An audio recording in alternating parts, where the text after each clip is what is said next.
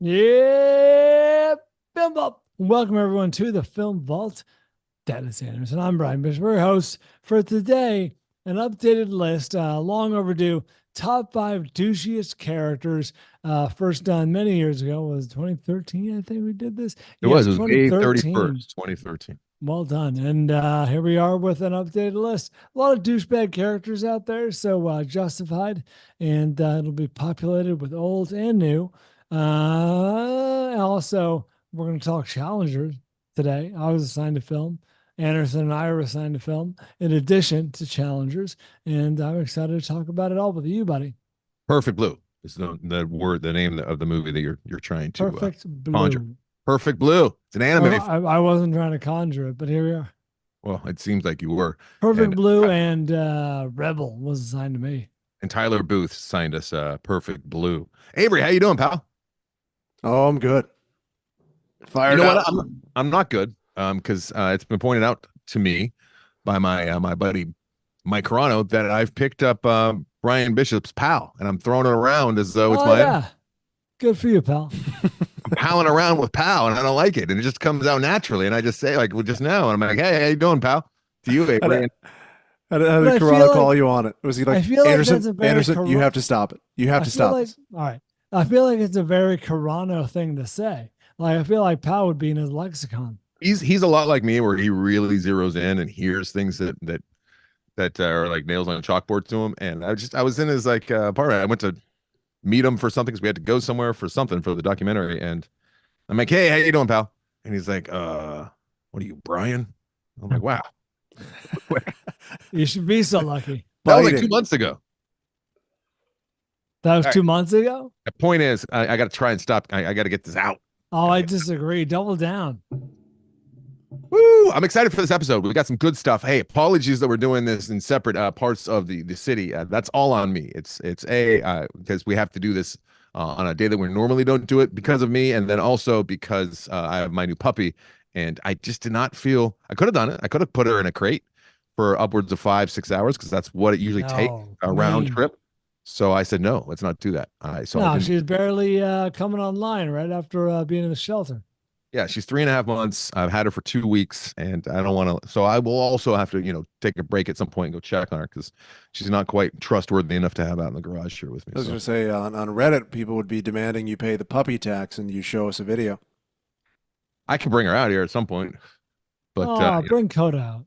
no, she's a big dog and it'd be a whole thing. And there's a good chance that between here and the house and getting her out here, she would destroy something along the way. She's a destroyer. Has she grown in the week that you've had her? Oh yeah, I'm looking at pictures Wow. of her from 2 weeks ago. I'm like, look, that's a smaller dog. It's crazy. This bodes Yeah. well for the future. She's some kind of Norwegian boo hound mixed with husky and shepherd. We think she's a mutt, Oh, it's a good looking dog. and she looks. You remember that movie White Dog, about I the do. race dog that was trained? Who was that? Anyway, What? she looks a lot like that dog. That's a Japanese film, yeah. Nope. You're thinking of White God. White God. Yeah. Wait, White Dog and White God are both movies about dogs? Yes. Yes, they Wow. are. I don't know where to You go got- with this. You got the wolf in Mononoke. She looks a little like the wolf of You're Monaco. going to be Atticus is going to be riding around the neighborhood on her. Hear this a lot. Dad, she's biting me. Dad, she's biting me. She drew blood on Jillian and I. On not, viciously. She's got sharp teeth. She drew blood on me by mistake because she was kind of getting happy with the mouth, and I went and say no, and I went to pat her on the nose, like no, doing that, and my hand caught her teeth instead of her nose. Oh And my. they're so sharp. They're so sharp that you just graze it, and you'll be bleeding. Doesn't a shark, Anderson, or certain types of sharks have like serrated teeth? Like a saw? Many do. The Yeah. old tiger shark over there does, but Coda does not. My dog Coda does not have serrated. Thankfully, they're just. Not yet. I don't think You she got- knows. No, you You got to get that, modify that surgically. Add it like Tusk. Yeah, exactly. Turn her into a killer. Our backstory that we have for Coda, and then we'll move on to actual movie talk here, is the shelter. Someone found her wandering around like in my city, in my town, off leash, no collar, no chip, and they just took her to the pound and they said, "Hey, we found this dog. It's beautiful, nice, cute little puppy wandering around." So they said that they think that she was part of like a backyard breeder, and they just didn't want her from the litter for whatever reason. So after like 3 months, they just dropped her off. So my backstory that I've developed here is that there's a horrible, evil backyard breeder out here in the valley somewhere, and they're engineering like guard dogs. And she was too sweet and too cuddly and too nice because she's like a that. very nice little dog. They're like, yeah, we just can't turn this dog into a killer. Fuck her, get her out of here, and then you dropped her off. That's a great story. I like it. Yeah. Sticking. Yeah. That's your next movie. Hey, speaking of next, some progress has been made, and it looks very likely. I just don't have an exact date yet, but we will be doing a live show at the world famous Chinese in July. And Avery, I will let you know as soon as I know anything more, so you and Florence can help facilitate that. I am busy. We'll know as well. And July, sometime in July. I'm sorry I don't have an exact date. I know some people are planning on coming out to LA from far off regions, but I will let you know. You said July 4th, right? No, we did not say July 4th. July 4th is a Thursday. We'll do some fun contests and giveaways, and I like to think that whoever comes from the farthest point will be honored in some way or another. So yes, definitely treat the person who's wealthy enough to travel a great distance to a reward. Andy will shake your hand and call you pal. Yeah. I'll call you pal. I'll put you in my phone. I'll save you as pal. Let's get to movie talk. Yes. Oh, long overdue. We've been at this for 5 minutes and we haven't talked about a single movie yet. Avery, what have the people seen? The People, little fanfliction, which are the flicks the people have seen, compiled by Mike Cole. Beach24 on Instagram saw Challengers. It was sexy, sweaty, and quite a ride. I know Anderson said he's not a big fan of Luca Guadagnino. Is that how you say it? Guadagnino films, but they really work for me. All of them are vibe movies, and this is no exception. He's one of the few directors that really understands sexiness. This film oozes it. Love the trio performances, especially Josh O'Connor. Really cool camera work, and the editing is top notch. Also, it is such a great score. Trenton Reznor and Atticus Ross always bring it. The house music really works with the fast-paced editing. I downloaded and listened to it today while cleaning. One of my favorite movies so far this year. It's early. Tony Shark, 9, on Reddit, also saw Challengers. Maybe it was just me, but I felt 2 out of 3 characters were, as Bri says, charisma-free. I agree. And the twists were seen from a mile away. Tennis scenes were interesting, but with the excessive time jumps and flashbacks, ultimately, I just didn't care. Who is this genius? This is Tony Shark 9. Tony. Kyle way to go, pal. Kyle Dorholt on Facebook. Challengers would be the scariest movie ever if it was in 3D with all the tennis balls coming right at your face. It's also a movie where you hate all 3 main characters, but I still really enjoyed it. It's a 4-star film for me. Do you want to guess the FVT score for Challengers? 82. Yeah, I'll bet it. I would go over that. 88. 66. Interesting. Splitting the Film Vault community. Does not like. A third does not like. Perilous Patches on Reddit. Boy kills world. And damned if he doesn't come close to it. If you want a ridiculous one-verse-an-army battles, swimming pools of blood, and an entirely new way to use a cheese grater, guard your armpits, kids. Then this mindless video game masquerading as a movie is for you. Charlotte Copley and Brett Gelman bring some funny banter to the chaos, but that's about it for the characters. At Keen MMA on X, checked out Late Night with the Devil. No, now streaming on Shudder. It's about a late night talk show host that does everything he can to boost ratings during the late night wars, including bringing in medium skeptics and a possessed girl. David Dastmalchian kills it, and it was great to see him in a leading role. Look, Cody Horton. I've You been saw hearing, that, right? I've been hearing from the listeners that that I or we need to see that movie, and maybe it's time we take the plunge, because it, the only reason why I have not yet is because it's that dreaded horror genre. But I keep hearing from people that we should watch that. I do too. Yeah. Is the streaming exclusively on Shudder, or is it available to rent? I feel like, let's see. God damn you, Ad Plus. I got an email saying, "Hey, here's Shudder forever because you're a critic," and I'm like, "Cool," and I forgot to click it. That's a mistake. No, it is also on AMC Plus, so no, there's no way to see this. You can't rent it. It's inaccessible. I'm sure you can. You can only buy it. Oh, fuck What is you. this shit? All right. Love the Das Malch, but $12.99 is a bit That's a rich lot. for my blood. Right to hell with you. A little rich for my blood. Cody Horton on Facebook saw An American Bombing, The Road to April 19th, streaming on Max. Infuriating but thorough look at the events that led to the 1995 bombing in Oklahoma City. Sad and frustrating, but essential. He also saw Abigail. Felt like a really interesting premise that got fleshed out more than it needed to. Also, it felt like it took forever to end. Overall, it was a miss for me. And lastly, Thomas Hughes on Instagram saw Kramer versus Kramer. Timely. Nice. I haven't seen it. I like when old classics get mixed in. Let's hear what he has to say about it. Oh, save for the old classics. Crossing some classics off my list. This movie's unbelievably well acted, crushed the box office, won all the awards, and is somehow never talked about in 2024. Highly, highly recommend. All right. Speaking of, I heard what you said there, Avery. You dropped a little crumb. You saw classic in theaters. I had seen the classic before, obviously. Who hasn't? But I believe it's the 35th, 45th, doesn't matter, anniversary showing of Alien in theaters. I believe it's 45th. Yeah. 45th, and holy fuck, was it glorious. I really was considering glorious. So Avery, fill us in. Is okay? It's hard to describe. Is it like anything added by seeing in the theater? Obviously, it's a more majestic experience. You really get a sense of the scale, which is great. What I really liked, if you have not seen this before, they do the unfortunate thing where they've got the director of the new Alien that's coming out on with Ridley, and they do about a 15-minute interview beforehand, and they talk about specific shots, which is very interesting if you've seen the movie. But if you haven't, they give everything away. Okay. They're like, so when this is how I filmed this character dying. Okay. And it's also kind of, it's also kind of a bummer if you haven't seen it in a while, because you're like, shit, I didn't really remember that happened. I guess I'm about to see that. But a lot of really interesting behind the scenes stuff in terms of how he got certain shots, like for part of the scale of the ship. When you see the little astronauts climbing it, he had his kids in suits, which I thought was very interesting. A lot of fun insight to that, a lot of curmudgeonly Ridley, which was good.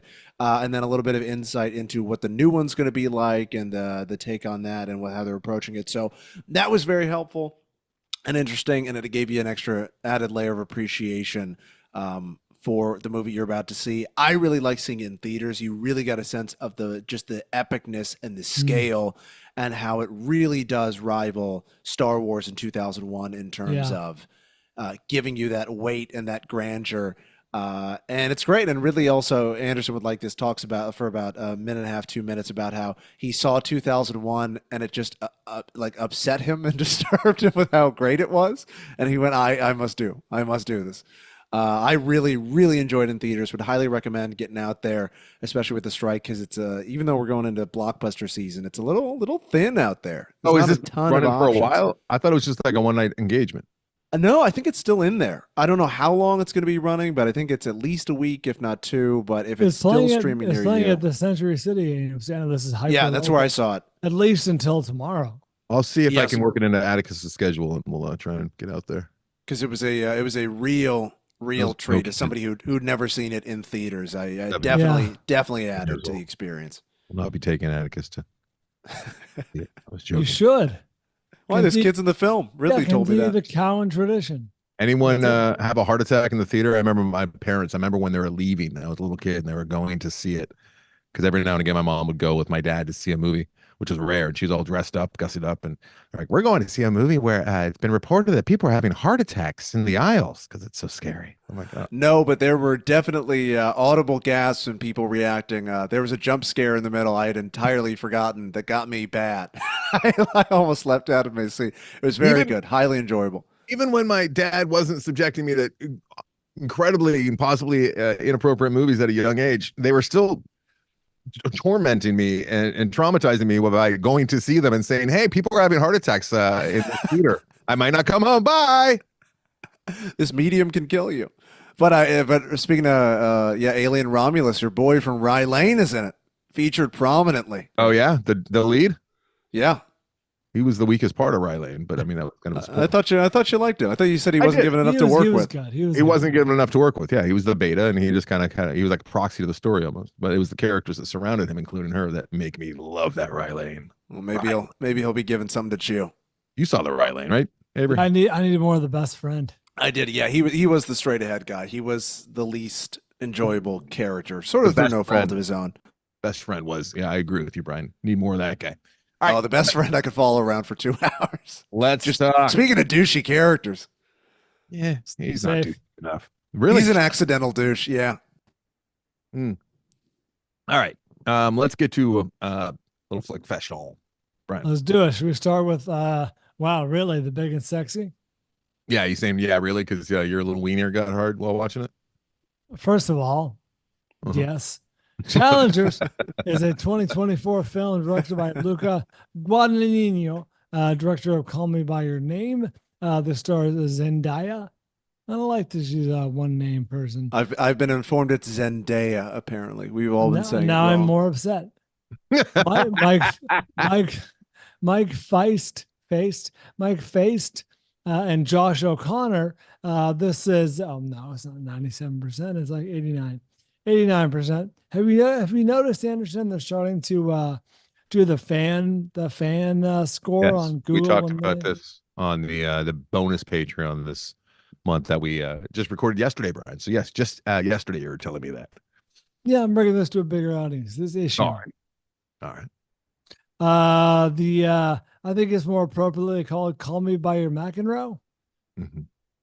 or "Call Me by Your Racket." Call Me by Your Luca has already been used on that movie Luca, the Pixar movie. Indeed. And his name is Luca. The Hey, director. did you see the scene in Challengers? Because I know I'll forget as we get deeper into this discussion. But did you happen to notice all the peaches that were on the nightstand? I did. Oh yeah, they would know it was a nightstand. It was It was like a little shelf in maybe the green yeah, room. yeah. It was like a snack for the athletes, right? A whole lot of peaches. I did notice a lot of peaches. I'm like, they were there. Those were placed there on purpose as a little Yeah. nod to the peach that Well, for the titular challengers. was impregnated and Call Me by Your Luca. Okay, Call Me by Your Name. Sorry. All right, let's talk about this Challengers. So Challengers is a tennis movie. A movie about tennis. It and is. tennis players. Anderson, I don't know about your personal experience. I did not enjoy the trailer, and I was not looking forward to seeing this film. Same. In fact, I was planning on skipping it until some movie-loving friends of mine saw it and said, "Hey, dude, this is actually a good movie. You got to see it." And then I saw the Rotten Tomatoes score, and I'm like, "Fuck, I'm gonna have to see this movie, aren't I?" Yeah, So I was it planning brings on not us to seeing theater today. depending on what was coming out this week because I always try to, for the sake of the program, to at least bring like a big movie, and I was hoping there'd be another big movie that was as that would have eclipsed this one for me, and I would have been able to sidestep this one. So yeah, same, almost exactly the same. I had no interest in seeing this thing. The trailer, the entire marketing campaign is not meant for me. I think it's meant for like younger people. It was an assault to my eyes. It was very like Cruel Intentions and just do we need to revisit this kind of 90s style? It didn't horny line up film? with what he normally does, like his movies. I wasn't really seeing Luca type filmmaking in the trailer even, or the way that it was marketed. It was seeing much. Yeah, it was. Now, It was let's more start Diablo from- Cody. Let's go bottom up here. The Hey, listener, now. yeah, right. The listener who flickfest this, fanflicked this, one of them pointed out the score. To me, it was wildly distracting. I did not enjoy the Really? score. Yeah, I did not enjoy it. All right, I think you're okay. So far, you're wrong. I there. may be in the minority on that. However, I was very impressed with two things: the storytelling, the cross-cutting they did. I liked The nonlinear. I liked the way they unfolded the story. That was very nice. Number two, the cinematography was something to behold. This is a real dark horse for like an Oscar nomination. You wouldn't expect out of a movie like this, but it was a real feat. I noticed it and admired it. Mhm. I don't know about you. I kind of love this movie.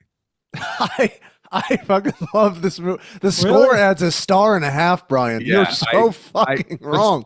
Now, Uh, and be fair to obviously. you, Brian, I understand what you mean when you say distracting, because there were many a times where I'm watching these scenes with this overbearing score, thinking like, what is this? How does this play out if it was a more traditional score or no score at all? I would not like it as much as No. what the thought was that came into my brain is like, Right. this score is really helping this scene along, as loud and as distracting as it might be. I'm liking it. And what it ultimately did by the end of the movie was helped me get into each of the characters' heads more than I ever anticipated I would. I feel like I really got to inside the heads of all three of them. I also went in thinking that I was going to not only dislike Zendaya, said it right, which in the trailer she comes off as like douchey and just blah. and the two male characters I thought I would absolutely despise, and I ended up liking both of them. One quite a bit more than I ever dreamed I would like either one of them in this movie. And all really what the movie is about by the time it's all said and done is that thing that I fucking hate that that new athletes do, which is instead of like high-fiving and being happy that they just scored, they go, come on, let's go. Fucking hate that. I fucking hate it. And really, this movie at its core is just examining what that's about. Who those that douches culture. are. Yeah. Yeah. I don't know if I've been as invested in the outcome of a movie, the ending of it, since Last Duel. I needed to know who was going to win that final match. I had no idea. It could have gone either way, and they really got me. I was riveted. I did like this movie. It sounds like you guys liked it a lot more than I did. That said, again, the listener who flickfest this, I do agree that there were a couple of charisma-free performances, and I have to go against the listener who was highlighting Josh O'Connor through no fault of his own. I don't know. Maybe it was a poor choice in directing with this guy, but he's the unsuccessful tennis player. I did not like him. Yeah, the dark. Really? Yeah. Okay, so here's the story. It's kind of hard to tell the story, but just to give an idea that the trailer doesn't give you necessarily, is that she's successful. She's way more successful than they are when they're young, when they're like 17, 18 years old, right before college. Yeah, she's like a prodigy, and she's and they're smitten with her. They may or may not be gay for each other. They've been playing together in doubles tennis for years. They've known each other from boarding school days. These are all rich kids too that you can easily hate. She's like an Anna Kournikova. Yeah, and they're smitten. They meet her at a party, and she already knows who they are, and they end up like hanging out. We see in the trailer that they go back to a hotel, and they may or may not have some kind of physical contact, the three of them. And then the rest of the story is told over the next 13 years in various spots and along the way of this relationship. And she's with one, and then she's with the other, and it's back and forth, and it's like this is really a love triangle, and it's all about head games and love loss and wanting and motivation and what motivates being competitive people. Yeah. And for me, so one of the two tennis guys, the Patrick and Art are their names, one becomes successful, the other one not so much, because they have different aspirations and different desires and drives, I guess is what it were. And that is all examined. And Brian was saying he didn't like the one that was not successful, and I really like that guy. The other kid, the whole point of his character is that he does lack charisma, and he does lack the it factor, I think, which is what they're driving. And he's almost like a wannabe Cobra Kai, sort of, where he's sort of posturing as this guy who's this kill, and he's just not. He just doesn't know how to live. Is what it is. Here's the problem with that. That character, the Josh O'Connor character, needs to be more charismatic to make the audience believe that he is some irresistible, I guess that's a lady killer thing. Who like women can't keep their hands off of. He slayed me, Brian. Living in I wanted to kiss him. I loved him. I really he was bringing it. No, yeah, that character was way off for me. Maybe I'm sorry. He reminded you of somebody. Sorry. Go ahead. I'll say that also. I know this. I will admit this bothers me more than most people. He was having real trouble with the accent. He's a British guy. I didn't even know that. I didn't even know he's a British guy. I didn't know. Up later, and I was like, yeah, this guy's having real trouble with the accent. Why not just let him be British? Like, he could have been born in England, come over to the States, boarding school with the guy, best friends. It would have kind of added to his roguish, rakish nature. I'm not saying you're wrong, Brian. Think about how much better that would have been. No, I wouldn't have liked it as much. And I think that I What are you liked talking about? I liked his performance quite a bit, and I did not have a No. problem with him struggling with any accent. I didn't pick up on that at all. And I didn't either. You're not alone. I'm sure that a lot of people did, but it didn't bother me at all. So it is kind of a, it's going to bother some people and not others, and it didn't bother me at all. I love this guy. I love the way he leaned in. Took me a while. Took me a little bit to come over to his side, but I absolutely loved him. Now, were they suggesting that he was doing heroin at one point? Because I thought that was going to become a whole thing where he's scratching the inside of his. Yeah, his arm looked to be in some distress at some They even point. do like an extreme close up, and then they don't go back to that. So I think they were saying he was doing the old smack over there. Real subtle. That was hard not to say. explored. That was not explored. They didn't explain how he got broke because he obviously I couldn't mean, tournaments. well, they sort of did. All right. I love. It's a bit of a spoiler. It's my favorite movie so far this year. No, it is. You like this more than Civil War? Okay, it's my second favorite movie. Well, Civil War is so fucking hard, man, because I hated. I almost fucking quit the show. I talked to some people who hated the end of this one too, and I was bracing myself. Yes, I had a Anderson Civil War moment at the very, very end of this that gave me douche chills, and I sort of had to block it out of my mind. It was her reaction to the final match and the results. I was levitating out of my seat. It brings it back to what I was talking about. Why she would say that? Why she would scream like that? But the take that they used just did not work for me. Yeah. I get it. I believed her reaction, but how they filmed it and her take and what they used, and then just smash cut to the movie's done. Just. Oh, it was when the one guy got injured, had to replace the Zendaya. That was hard to believe and hard to follow. It was. I didn't believe it like they do in hockey with the goaltender. I'm like, that's not how it would work. No. At this end, like I could see how it would work on paper, and when I was watching, I'm like, but then as I sat there and it kind of settled in some more, I was like, it's kind of what I get it. Like it's saying something, and I get it. Listening to the conversations as I was walking out of the theater, oh Jesus, these two girls, And they're going, no. They're her puppets, and they're going to continue to be her puppets on her court, which is her life. I'm like, oh, wow. God. Deep. I didn't say that. I just thought that in my head as I walked quickly away from them. Are we going to have them on the film vault? Oh, my God. That's in my notes. This is the kind of movie where you hear a lot of discussion walking out of the theater, though. A lot of people are trying to dissect it. Oh, yeah. I saw this at the Grove, and I don't know if I've seen a more Grove movie in my life. That's a good point. It's very in ways. It's very visceral, and it's just works. It's great filmmaking. And this is my favorite movie of his for sure, because he does have, like the listener said, he's a vibe filmmaker, and usually the vibe is like a little too much for me, and I really like the vibe of this one. Yeah, I liked it a lot more than I expected to. And I want to get back to the cinematography because it really was magnificent. I was impressed. Especially the last match. Really creative and inventive yes, shots. Avery, I'm glad you said that because they pulled a few tricks out filmmaking wise at the end that they could have leaned on throughout and they didn't, which I appreciate. It's like that was distracting a little bit for me because it was almost like GoPro body cam stuff. I disagree. But then the more they used it, the more I adjusted to it, and the more I liked it. No, like the shot from underneath the court was incredible. Yeah, there was some stuff they unveiled in that final match that I was like, wow, they've been sitting on this and not doing it, which is the restraint is rarely seen. Like if you have a great thing, you're going to put it throughout typically. Yeah, and just stylize the hell out of the whole thing. I liked that they didn't do that. I liked Tashi quite a bit, and Zendaya's character. Are we saying Zendaya now?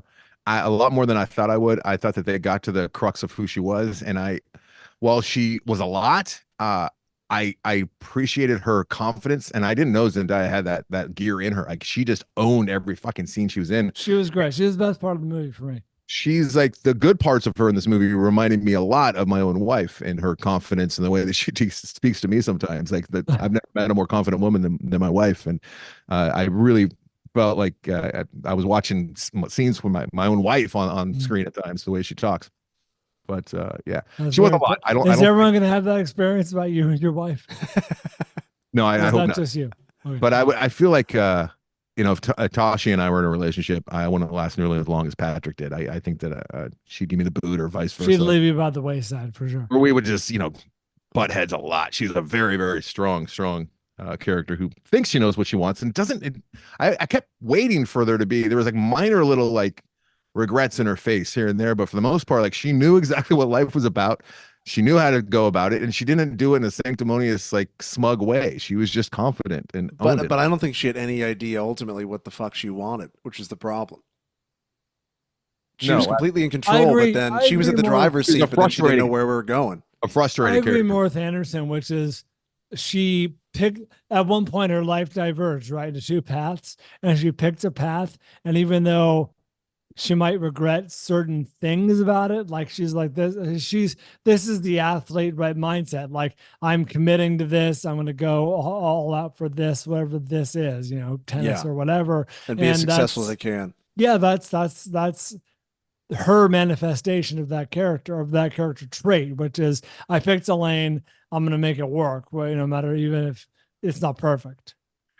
She reminded me a little like the real life Natalie Portman, and Natalie Portman going to college, at the height of her career, because she wanted to, have be a more well-rounded person and, get an education and be able to do more with her life other than act. And she just had that kind of vision. And also early in the movie, they allude to that, by the way. Sorry, they allude to that more than once when they say, my whole life is just about a racket and a ball. That's a line that's repeated by several characters. It did get into the mindset of those hyper focused, obsessive professional athletes who are hyper competitive. Like I really felt like I got into that you're space. Right. She has that trait, whether she's an athlete or not. You see it when she's, because they show it in the trailers. I don't think it's a big mystery, but pre-injury and post-injury, she has that same drive. Yeah, speaking of that injury, Brian, I don't know if you guys were feeling the same thing as me, but I knew the injury was coming. They kind of show it real quick, just a couple frames in the trailer. It was distracting while I was watching. I'm like, is this where it happens? Oh, I agree. Literally I was dreading it. If you have not seen this movie and you're planning on going to see it, just don't sweat that too much. When it actually happens, it's not great, but it's not like jarring. It's not like that's what I had heard from everybody. Everybody, it seemed like, oh my god, it's hard to watch. And Avery, like, I was psyching myself out. I'm like, dude, you saw Ferrari just a few months ago. So it's not going to be like that. When it comes, it's going to come. Don't worry about it. It's not that. And it's a knee thing, and they didn't get into it like I thought they would. Because I mean, this is the guy that did Bones and All and Suspiria. Like I thought that it might get real like gnarly, but there wasn't room for that in here. It was kind of like how people talked about the explosion in Oppenheimer and just kept hyping, and then when I saw it, I was like, all right. It was underplayed a little bit. I agree. The Oppenheimer explosion. I'm like, did they do that like a 10-gallon fish tank? Like I was so underwhelmed with the explosion after all the hype. I still think the best thing about this movie is the score. I was absolutely blown away, and the way that I had never seen it done within a dialogue, a scene that's dialogue heavy like this, where they make you feel like you're watching a tennis match. I loved it. I would say maybe not since There Will Be Blood have I seen a score be so outside the box and work. Yeah, I loved it.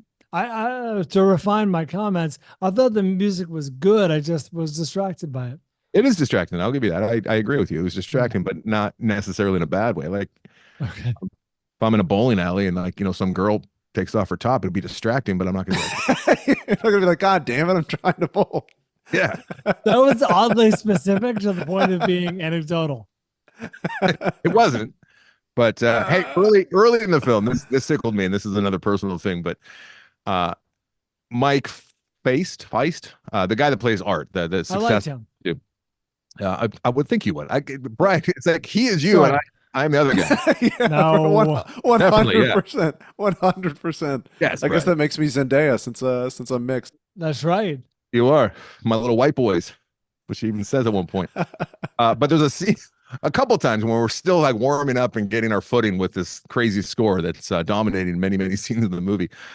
She's talking to her husband. It's the early in the movie, and Art is her husband, and they have a kid, and they're like at a fancy hotel somewhere wearing robes and just drinking with fucking mixes. Oh, the product placement. Do you think that was fancy?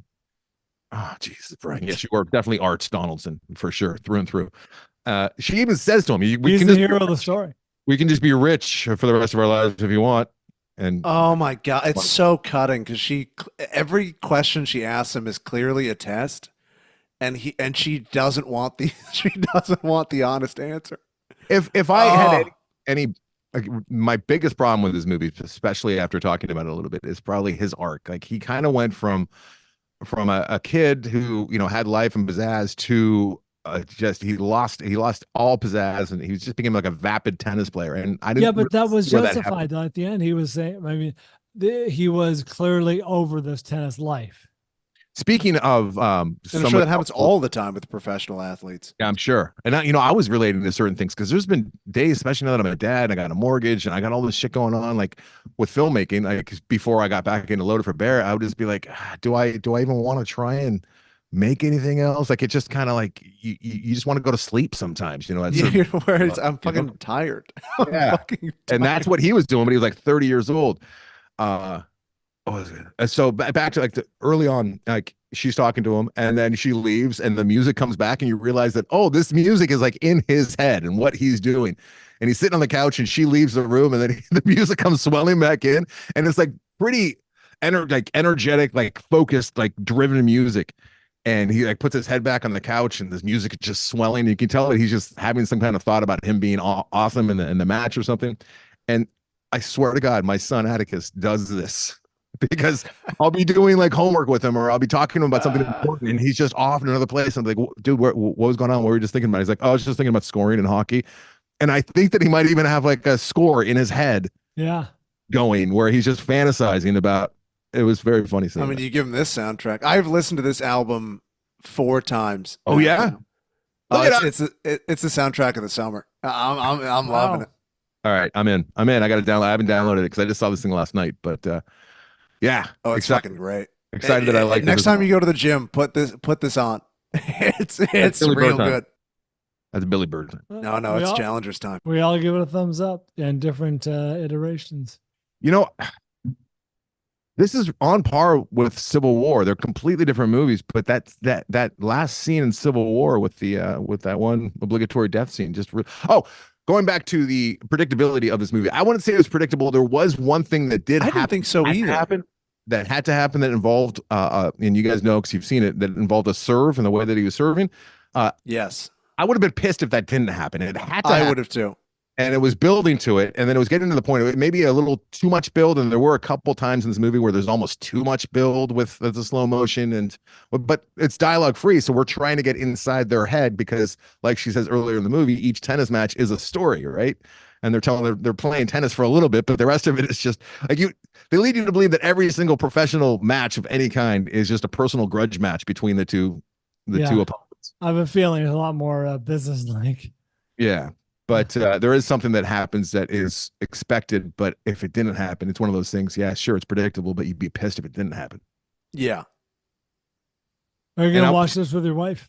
Even though I knew it was coming, I'm like, it's going to be cheesy when it happens because we all know it's coming. But he still somehow shot it in a way that it wasn't. It still worked. It still had that effect on me, which is pretty impressive. No, but she'll watch this without me like in 3 or 4 months when it comes out. Oh, nice. That's good. She won't even tell me she saw it. Like I'll find out a couple years from now. I think down the road this is going to be marked as why there was a resurgence in people's interest in playing tennis. I think there's going to be a lot of people who make the switch from pickleball over to tennis because of this movie. That's right. Pickleball's having a moment. All right. Who saw that coming? I did not. I did not see that. I wanted to hate it. I was pleasantly surprised.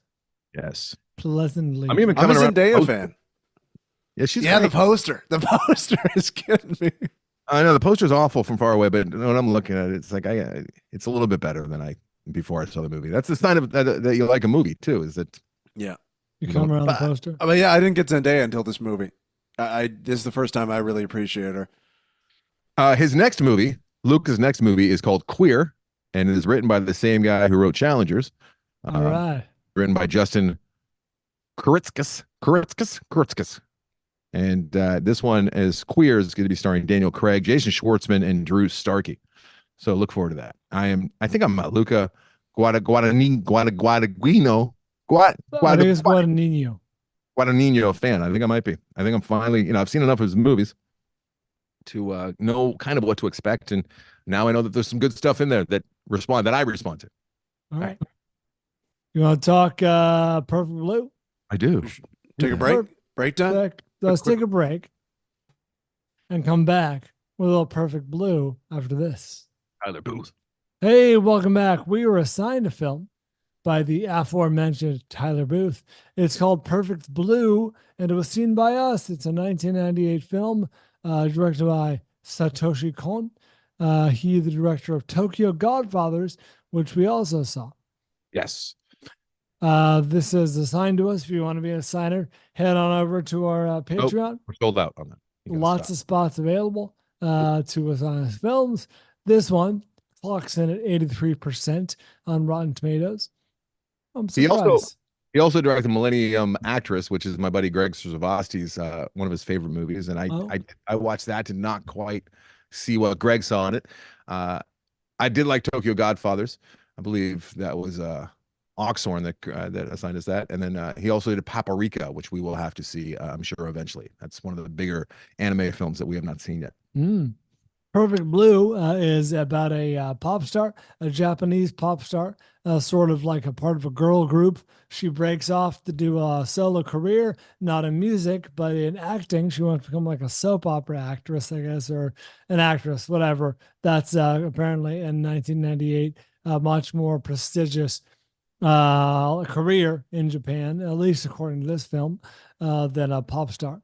So we got this character. This movie, Anderson, Perfect Blue, was it took a while to get going, and I sort of had to like recognize the pattern, if that makes sense. Like, what's going on here? Oh, that's what's going on here. And finally, it really started to work for me. Yeah, I liked this movie quite a bit while I was very confused by the time everything was said and done. Indeed. I was afraid you're going to make fun of me for saying it was confusing. Oh, it's incredibly confusing, and I think there's no way you can't see that it's confusing when you have things that are happening by the end. So this movie is very graphic. I had heard over the years that Perfect Blue is one of the more graphic, not only in nudity but blood and violence and gore. And I was like, yeah, we'll see about that. And by the time it was over, I'm like, okay, I see what people were saying. So the story, like Bryan said, is the pop star, and then she becomes an actress, and then ultimately it's an indictment of young people being thrust into this world of acting and films and TV and the things that they have to go through and the things they have to experience. She has a mental break because of all of the nonsense that's happening with her on sets and the roles that she's given. Possibly an unreliable narrator situation at times. Possibly. Yeah, 100%, right? Like she's definitely having an issue trying to figure out where it's almost to the point of like mid May, December, like where the line is blurred between reality and her roles and her characters that she's playing and the other characters and actors that she's playing with. She was so crazy in May, December. It was great. Horrific rape scene that she has to do for a movie or a TV show. And then that, really leads to worse things happening. And she has this group around her who are like a manager and agent. And you can see that the pathos of them going through this and having her do this to further their career, but also realizing that they're ruining this innocent little, virgin, essentially. Sure. She's a very squeaky clean, image pop star. And it's also done in a time when the internet was somewhat new. Yeah, there's a lot of commentary on that, which is would be lost on us today watching it now. You know what I mean? There's a lot of, I wrote down early internet. You forgot how accessible and unregulated it was. Like people are putting up, fan pages to her that have no idea who she is. I mean, they're not like personal friends, they're just fans. And it's creeping, like Anderson said, blurring the lines between fantasy and reality. Like you don't know where your online presence ends and you begin, and who you are. He was definitely having playing with that idea quite a bit. I would say though, Bryan, I think it's not much has changed as far as that goes. It's just no longer new. I mean, you can still it's a little more regulated. Regular, I was gonna say, or almost like codified, you know what I mean? Like there are systems in place to do all of this stuff, whereas back then it was the Wild West. There's this guy who shows up early on when she's still a pop star who looks deformed, I guess is the best word. It looks like his face has been smashed a few times and put back together poorly. A very, very odd looking fella with jagged teeth and far apart eyes. He looks creepy. Not unlike a fish. And the eyes are too far apart. He looks like a grouper. He's like a stalker to an extent, and that we see him in his room on a page claiming to be her, and then the lines get blurry even more so, and there's this version of her who shows up a few times who is very violent and doing awful things, and she skips through the air in a magnificent way, and there's a chase scene that I've unlike any chase scene I've ever seen towards the end, where she's running for her life, and this thing is chasing her, but it's floating effortless through the air like with a big bounding. smile. I really like that. I don't know why it tickled me. It was surreal. But ultimately, when I was talking to Tyler about this, he was shedding some light on it for sure. Oh, I should also say Tyler is cool with me saying this. Tyler lived down here in the States, the lower 50, and lower 48, I should say. And he's got a family. He's got a wife, kids. They all go to school. His wife's a teacher. And so she literally I talked. What's that? She literally goes to school. Yeah, she goes to school. Last time I talked to Tyler, he was still living down here. This time I talked to him, he's living up in Vancouver. I'm like, hey, why'd you move? He said, we just got tired of the gun violence, and I got tired of saying goodbye to my wife and children every morning. And we said, fuck it, we're going to a place where it's much less. So good on Tyler for doing that, because a lot of people bitch about it but don't do anything about it. So he actually made his life better in that sense. And love it or leave it, Tyler. So yeah, and talking to Tyler, he said that this is the type of movie where and this will come as no surprise, you see it a second or third time, and things will become more clear as far as what this would have been described as a mind bender back in the day. But I really don't like unreliable narrators for the most part, but this one worked more than a lot do. I don't like it like where at the end it's like, oh, it was all a dream. It's like, well, then what was I doing wasting my time watching this? You know what I mean?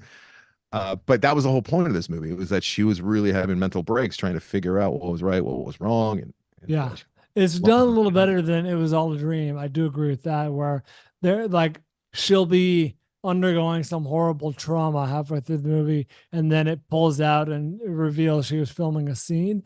And it's like, all right, well, like, I understand how this experience in her acting life is like bleeding into her personal life or affecting a personal life. So for me, it worked, which I agree. I normally hate that trope, but it worked here.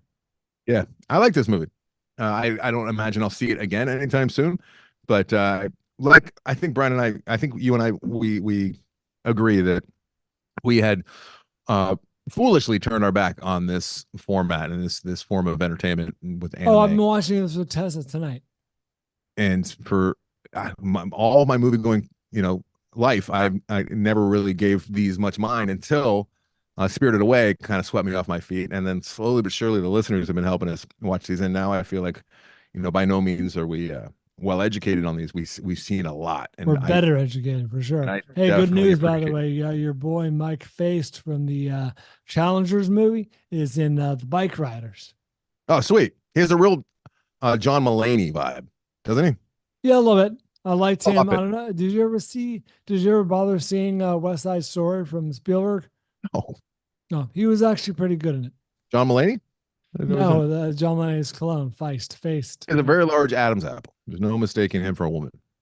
That's true. Accentuated in this movie as well. Odd comment, but here we are.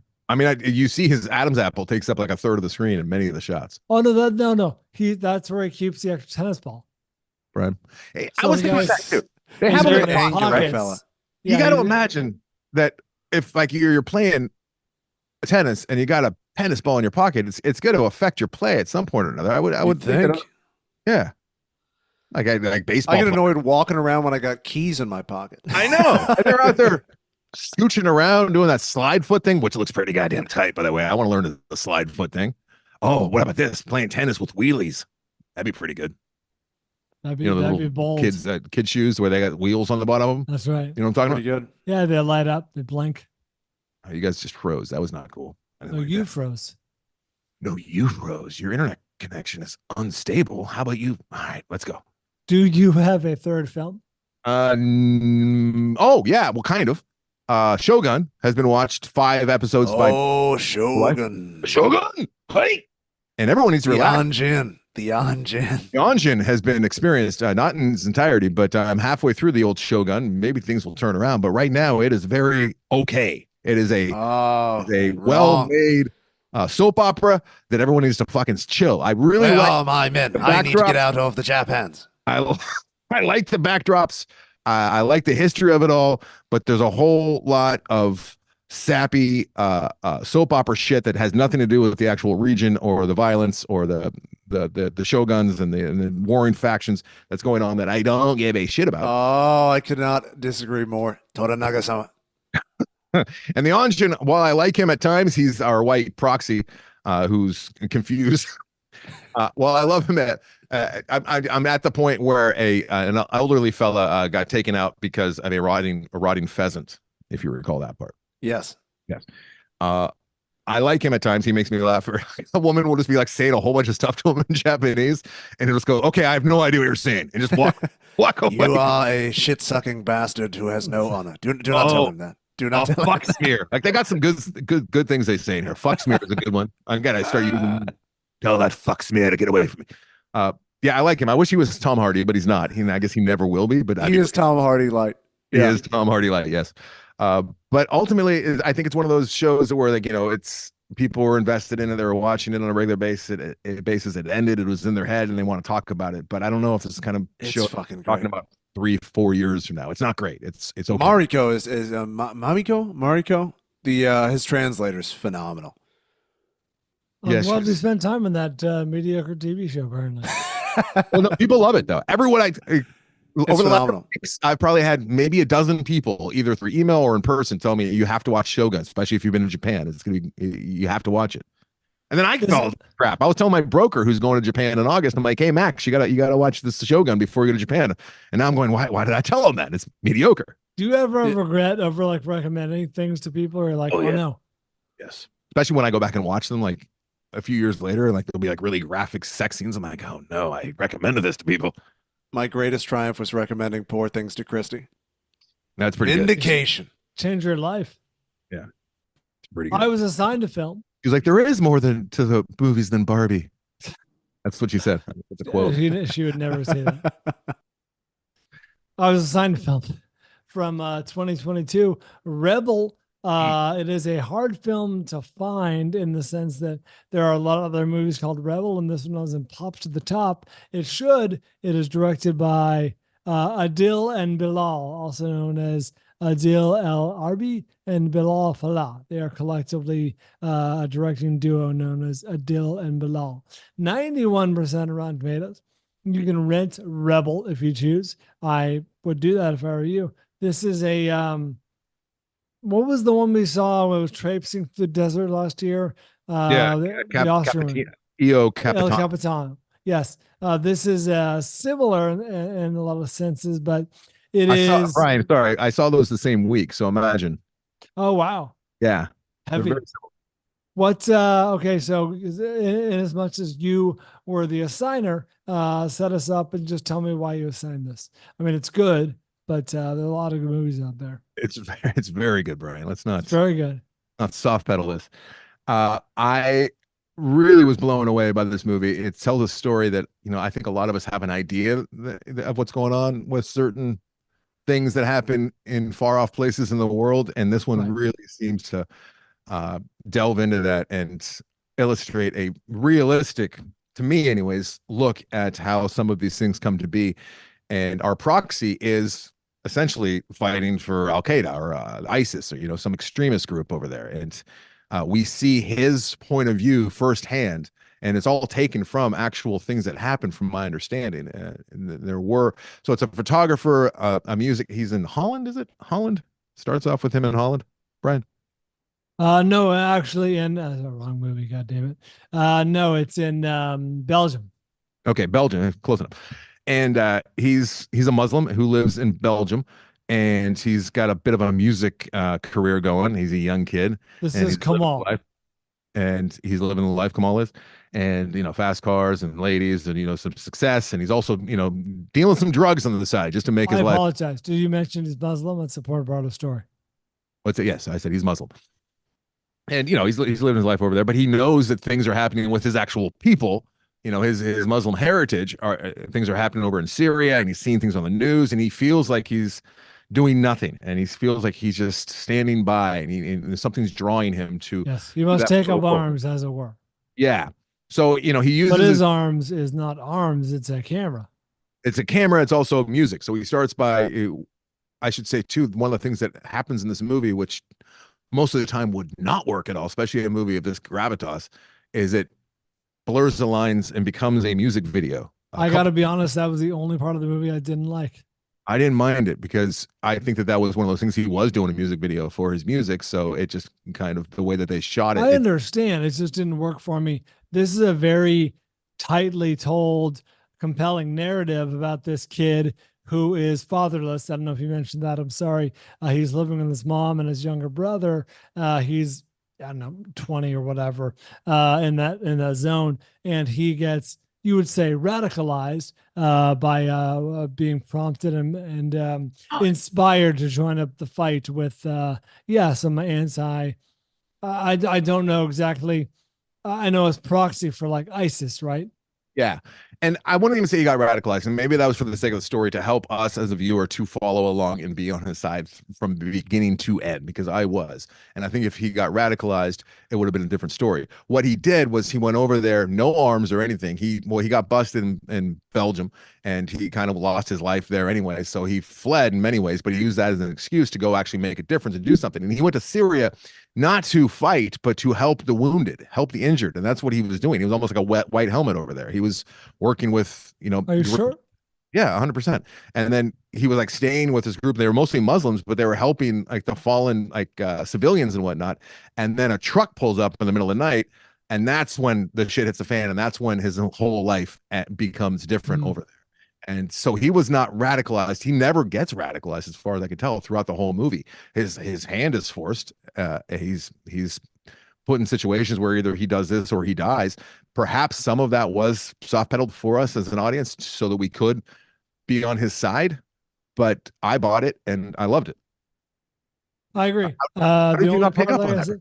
The only part that didn't work for me was those musical interludes where I just felt like, getting back to my point, which is this is such a well-told narrative and compelling, and it's got some momentum, that to take occasional breaks for these musical interludes, I thought was just getting away from the driving. They were few and far between, and I think that was the directors just having a budget and wanted to have a little fun, not fun with it, but try something different. And I was worried about it because I had read about that before watching this movie, and it did not bother me to the extent that it did. Did you mention that these two guys also are the directors of the up and coming Bad Boys movie? I think they also did Batgirl, which got shelved. I did not come across that in my research. So I love this movie. I really, really like it. And it probably should have been on a Vaulties, but it is listed as a 2022 movie. So I couldn't put it on, and I only saw it last year. So, but it's a really, really well-made, violent movie. And also the choreography in these battle scenes, at least early on, is really spectacular. Like they're really tracking shots and like going through buildings. It's impressive. It's impressive filmmaking. It's slick too. It's not like, all like edgy and hardcore and hard. It's a mix. There's some that's very gritty, and there's some that is, like you said, very slick. But I would recommend this movie high. I would highly. Yeah, this is worth your $3 or $4. This is a solid choice. There were shades of American History X because the younger brother, who is now brotherless and fatherless, is sort of looking for a path. And as you can imagine, he gets kind of groomed by maybe the wrong people. Yeah, and it's another great storyline. These are the directors of Batgirl. Oh. Abil El Arbi and Bilal Falah. These guys are really talented, and I hope to see a whole lot more from them. This will get my ass into the theaters to see the new Bad Boys coming up. Are you now sad that you haven't seen that Batgirl is canned? I don't know. Now I'm more intrigued. Well, yeah, I mean, I know, and I didn't care at all before, and now I care for sure. In the Bad Boys trailer, have you seen that shot where he throws the gun to him and it stays on the gun and he catches it? It's a great shot. It's a great shot. These guys are very good at doing action. Really good. But Rebel is solid. if it's wrapped in something that's, that you're invested in, that's when it really sings. Yeah, it's not just the slickness and the well doneness of it all. The story's there and the character's there, and I was invested by the end. Did you see Bad Boys for Life? It came out the summer of COVID, so I did not. okay, they directed that one as well. So I don't think they had carte blanche. With Flanders demanded we see that. That was the last movie I saw in theaters before COVID. Flanders Wow. Gabriel called his dad. How was it? The man is an enigma. The man will go, we must see Mandela, we must see Selma, we must see 12 Years a Slave, and then occasionally he'll go, we must see Bad Boys for Life. I'm like, well, I mean, they're all black themed, so but normally he has no time. He's like, oh, this is stupid and ridiculous. But he had to see Bad Boys for Life. It was Bad Boys for Life. It was a very Bryan film. Okay. The action was very fun. The writing hurt my soul a little bit. Yeah. It was a lot of the let's go or the come on old man and a lot of that. Yeah. Well, that doesn't surprise me, but Rebel, I think they were given more, autonomy, and they fly a helicopter inside of a building. Okay, well, that's usually saved for Fast and Furious. They were stepping on some toes there with the Fast and Furious universe.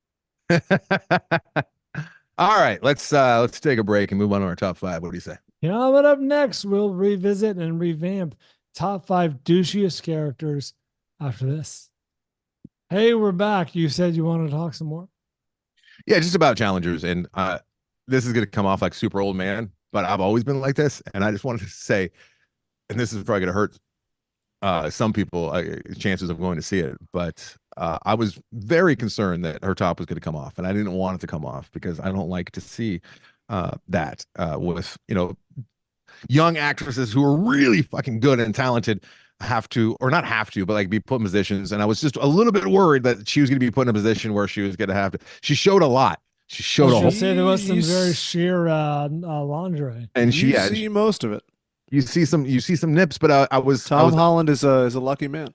I was afraid that it was going to get a little gratuitous, which I've seen with movies, and I don't know if that's just protective. I don't know. Yeah, it's not nearly as graphic as you would imagine. I thought it would going into this.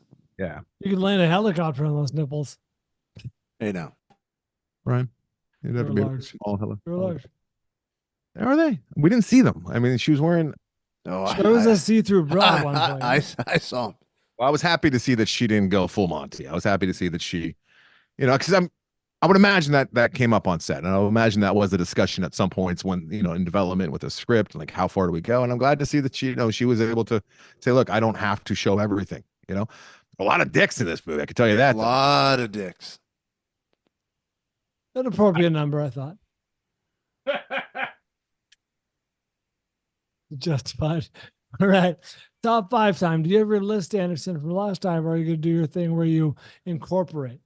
I forgot to incorporate, but I just have my list, so I can do that easily. It won't be as accurate, but who gives a fuck? All right. My list from 2013 of douchiest characters. Good list. Number 5, Percy Wetmore from The Green Mile. Number 4, this may have been where you fell in love with the iconography of Starscream from Transformers. He was number 4. Number 3, the unlikely lady on the list, Mrs. Carmody from The Mist. Number 2, Frances Buxton from Pee-wee's Big Adventure. And number 1, inspired choice, Career Achievement Award for one, Larry Miller.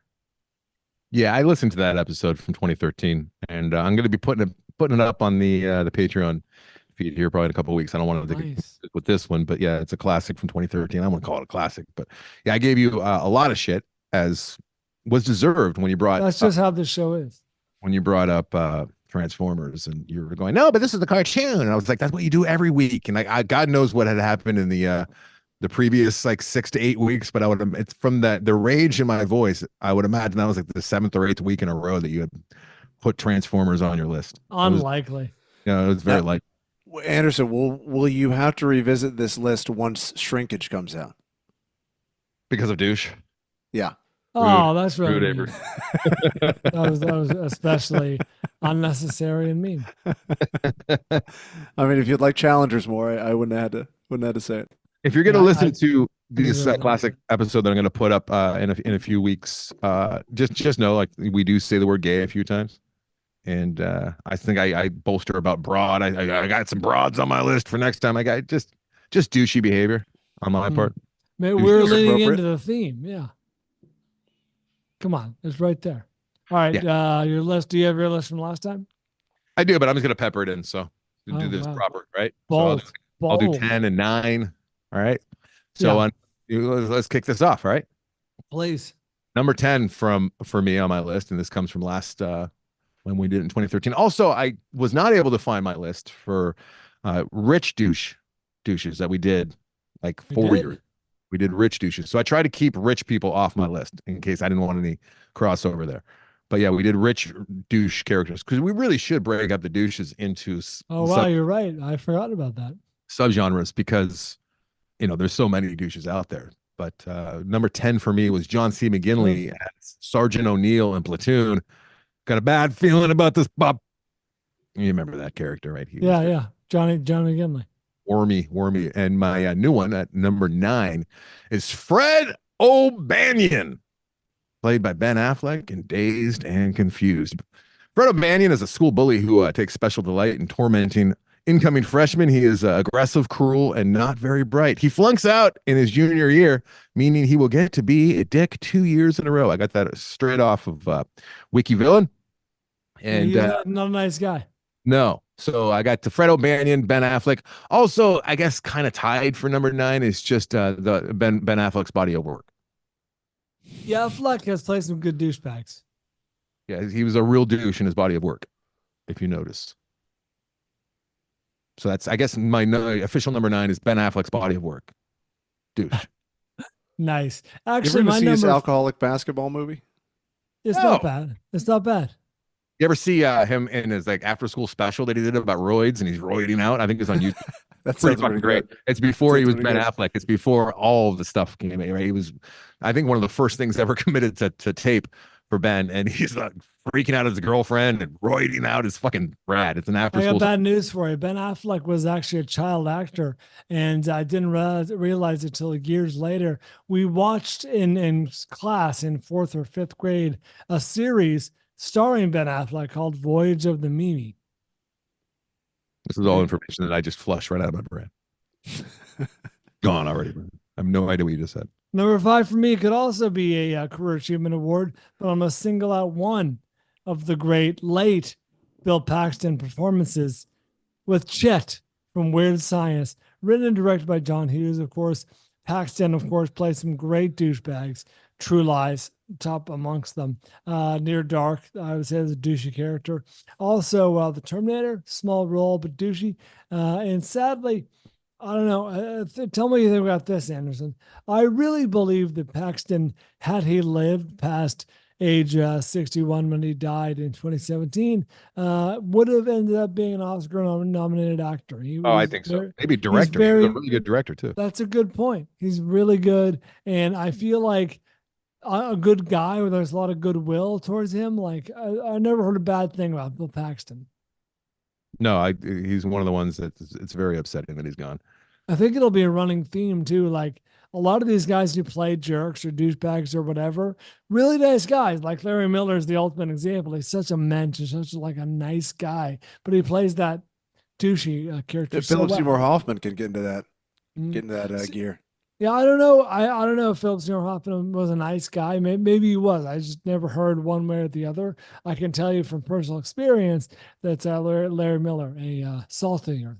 What Tom? Is it Tom Wilson? Biff is, Tom Wilson. Another one. Nice guy. Heard he's great.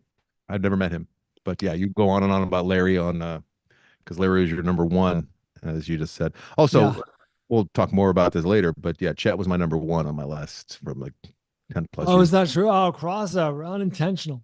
Now this might be heresy, but I've never seen Weird Science. Does it hold up? I didn't like it at the time, but Chet's character is worth everything. There's a few moments that work really well, iconic moments, but it is actually not that great of a movie. Interesting. Good news. I'm sending you guys a link to the Ben Affleck Royd special, after school special. Oh, sweet. I'll flex fest that. All right. Watch along. We could watch along that. We could do like maybe like a couple hours worth of YouTube. That's 30 minutes long. We could watch that. That'd be fun. If we got a couple other things, that's how we should maybe be doing these watch alongs every now and again, at least. Number 8, as it were, for me. Oh, actually, yeah. Okay. Is Emmer Cohen as AJ in The Place Beyond the Pines, which was a fresh movie to me. Oh, wow. And when we did this last, but I love that Place Beyond the Pines. I know that not everyone does. It really worked for me, and his douchiness, this Emery Cohen as AJ, was really, really well conceived, and it was about the generational douche, who is as douchey as his father was, because this movie takes place over a couple different generations. Yeah. Right in there, and Dane DeHaan, and we get to see how one generation just goes into the next, same school and with the douchiness and the bullying and what. So, Oh, he is douche-tastic. I had forgotten all about this. Good pull. I like Punchable character. This is from the last one, so 10 plus years ago. My new one, number 7, that makes the list now is an older film even, and I don't even think it showed up on my also rans last time, but this just makes sense, and that's Mike Damone, played by Robert Romanus in Fast He was a bit of a douchebag. You're right. Fast Times at Richmond High. Yeah, he knocks up poor little Stacy, and maybe he's not the douchiest of douches, because he does try and do the right thing by raising the money for the abortion. However, once he realizes he can't, from shaking people down who owe him money from his gambling and scalping practices, he just ditches her. Like, he just doesn't show up at the appointment, and leaving poor Judge Reinhold to have to clean up the mess. So he is a douche, that Mike Damone. And also comes off as like super secure and he's got it all figured out. Yeah. Really, he's super insecure. And I don't like it when people front. That's a big thing for me, for douche. If you're fronting, but I do that all the time. I'm always fronting like I'm some tough guy. That's a good point. And I'm really just a soft little pap. I mean, I could defend my family and my friends, and I'll scrap and all that, but really I'll cry as soon as I see like a hurt deer in the forest or something. So Position, heal thyself. How often do you see a hurt deer in the forest?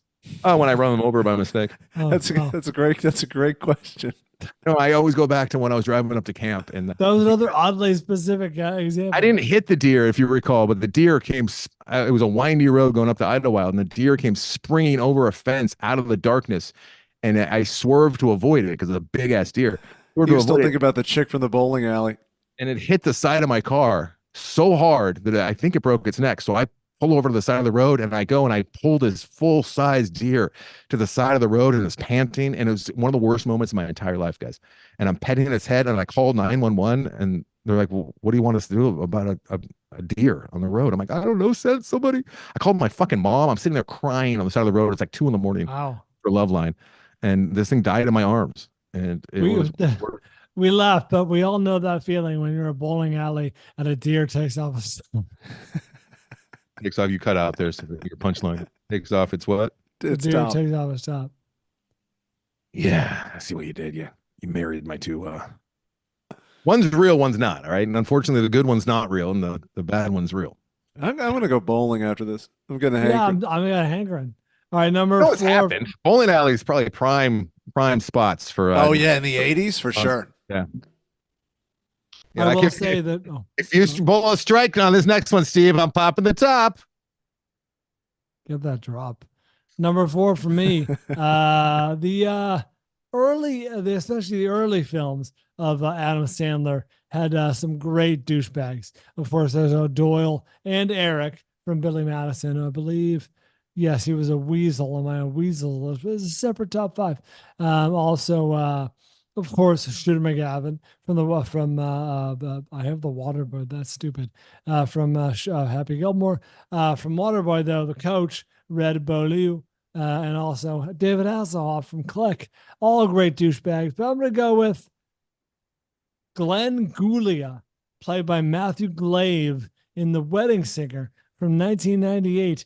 Frank Karachi's Wedding Singer. Yes, I was wondering whatever happened to Matthew Glave. I looked him up. It turns out he's still around. He was in Argo, and a small role in Argo, had a small role in First Man, and also in the aforementioned Way Back with Ben Affleck.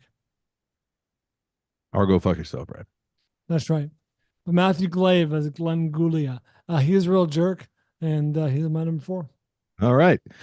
Very good. Moving on to my number. What would it be? 7. This is Sure. from my original list 10 plus years ago, and I went with Doug Hutchinson playing Percy Wetmore in Yeah. Green Mile, and we had crossover there. He was on your list as well, and Percy. Turns out that, like I said on the episode from 10 years ago, it turns out Doug was a douche in real life too. I think he was 51 when he married a 16-year-old girl, who we did some math, and I think he had met her when she was like 13 or something, and he was 48. Douchey guy, but Percy is one of the all-time douchiest, evil fucking characters you'll ever see. Sniveling, whiny, the kind of guy that will just inflict pain, carte blanche, right? Just whatever it strikes his fancy, just mental and physical. But just the first one to drop to his knees and beg for mercy, because he's just a little consistent with all my douchebags. Like, I just think that guy sucks, and this guy sucks. That's good. I do like that criteria. This guy sucks. That guy sucks a lot. And then at what would it be? It would be my number 6, right? Is that correct? Yeah. Please. I'm going with the newer one. However, this movie had also been released when we did the last one, so he was also rents, and that is Derek, played by Adam Scott in Step Brothers. Douche. Adam Scott has a good run as a douchebags. It brings me such joy, that role. He's the younger brother of Will Ferrell's character, Brennan Huff, and he's constantly berating his older brother for being immature, and while acting equally immature, just in a bullying fashion throughout the entire movie. He appears very immature, acting the same way middle school bully would. Derek is extremely greedy, callous, pompous, cruel, arrogant, and above all, snobbish. And that's also from Wiki Villains. Come on, babe. I got tickets to see Dane Cook. He's like, just like they sat around the writer's table, just saying, "All right, douche lines." Yeah, note cards. Real ones you've actually heard, and let's come up with what's the worst thing you've heard someone say?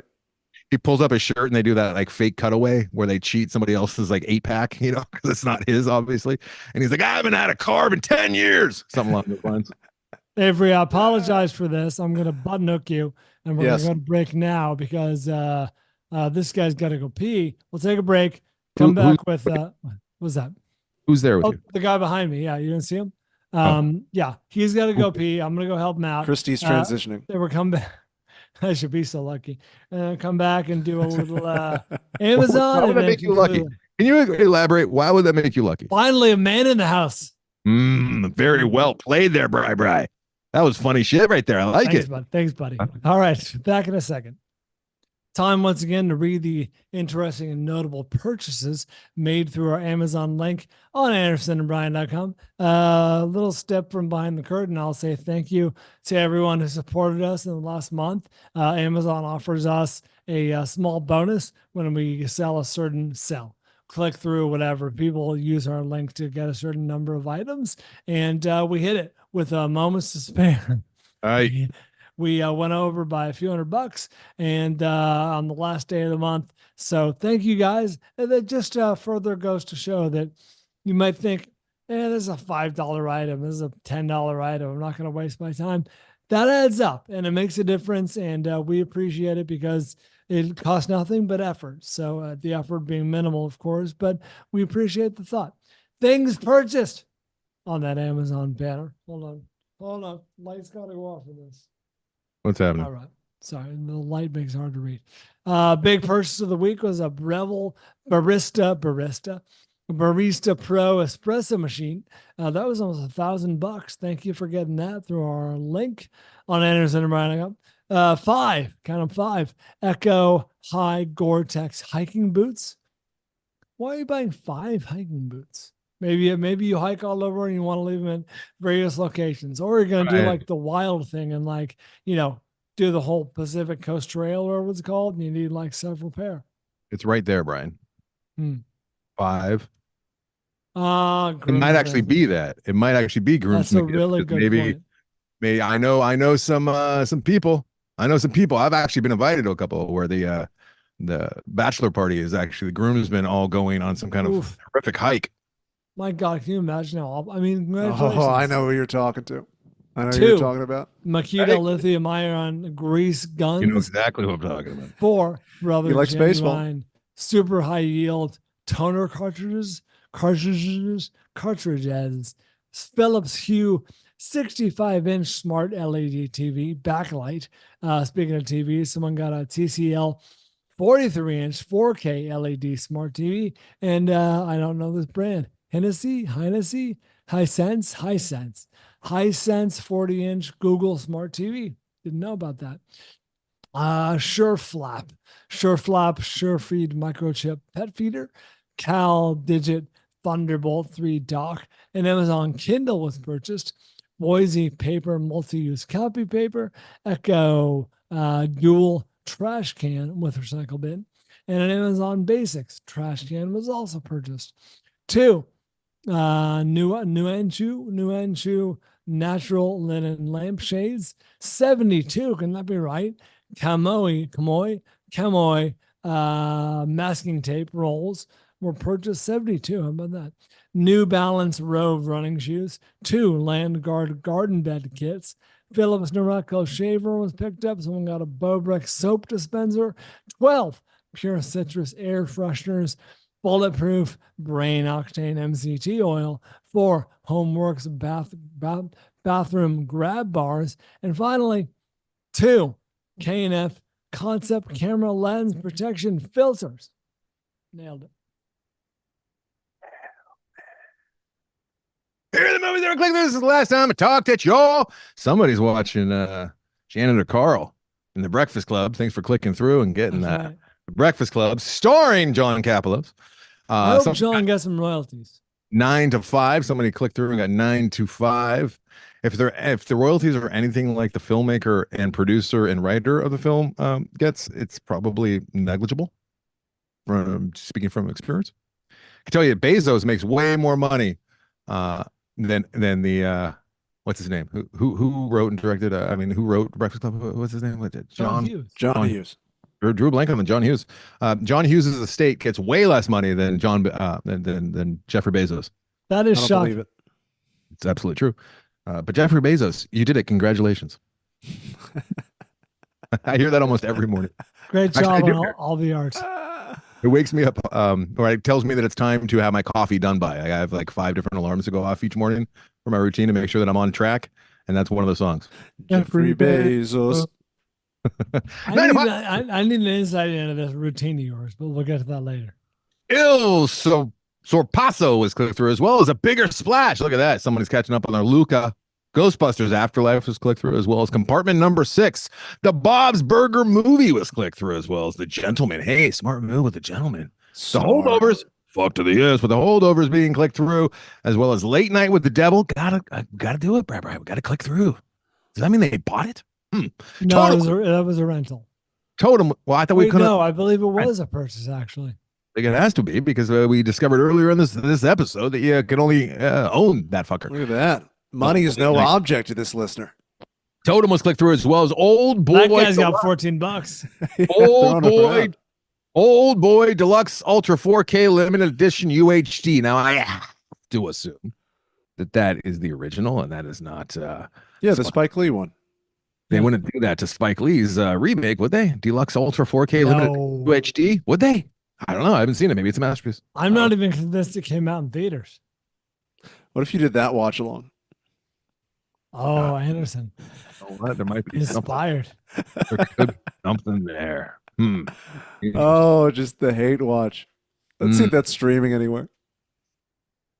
Thank you very much for clicking through. Thank you for getting us over the hump so we can get, like Brian said, a couple extra bucks for the show this month. It really, really does make a huge difference in Brian's treatment. Without you guys clicking through, Brian is going to have to forego any kind of treatment, and we might just... Yeah, I can get infused this month. That's a big deal. Big deal. So thank you very much for clicking through. And now back to the program. We're back. Let's resume our list. I believe it was my turn to do number 3, if that's okay with you. If memory serves. Yes. Good. Good news is Old Boy 2013 is streaming on Roku channel. Huge. Oh, that's with ads, though. So we were talking about the Amazon read in case you skip through it, which was a huge mistake, because that's where all the best of the show actually happens. in the middle of that Amazon read. But yeah, we're talking about possibly doing a watch along with the Spike Lee remake. I don't want to watch that in any format, including watch along Yeah. remake of Old Boy. I was thinking about my evolution as a esteemed film critic. No, as a film watcher. And I realized doing some math as it pertained to our douchebag list. And a film I saw before I met Larry Miller in person when he guested on the Corolla show, probably in 06. And that was really probably my first like actually in-person realization that like, oh, this guy who plays douchebag so well is actually really nice. So that was a bit revelatory for me. But a year before that, I was still in my old mode of thinking where I saw this guy on the screen who was a douchebag, and I thought, well, this guy must be an asshole in real life.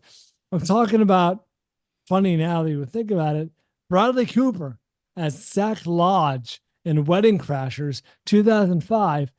This was his breakout role, self-described character as a kind of a sociopath. That's what Bradley Cooper said about Zach. And did not know this, but apparently Cooper says the role helped him break free of this nice guy persona that he'd been sort of saddled with. Apparently he was getting odd nice guy roles, very male roles, and this was quite a departure, which is ironic given that the first time I saw him was in this movie. And I'm like, that guy's an asshole. He must be an asshole in real life. Turns out, probably not the case. You don't have to be an esteemed film critic or whatever it was that you said to realize that actors are actors, Brian, and they're not playing. Yes. No. I would argue that you would not be an esteemed film critic to assume that. That said, I haven't even teased my number one, Brian, which could be controversial, could be considered very mean and harsh, I guess. But it's all I can do is be honest. So my number one.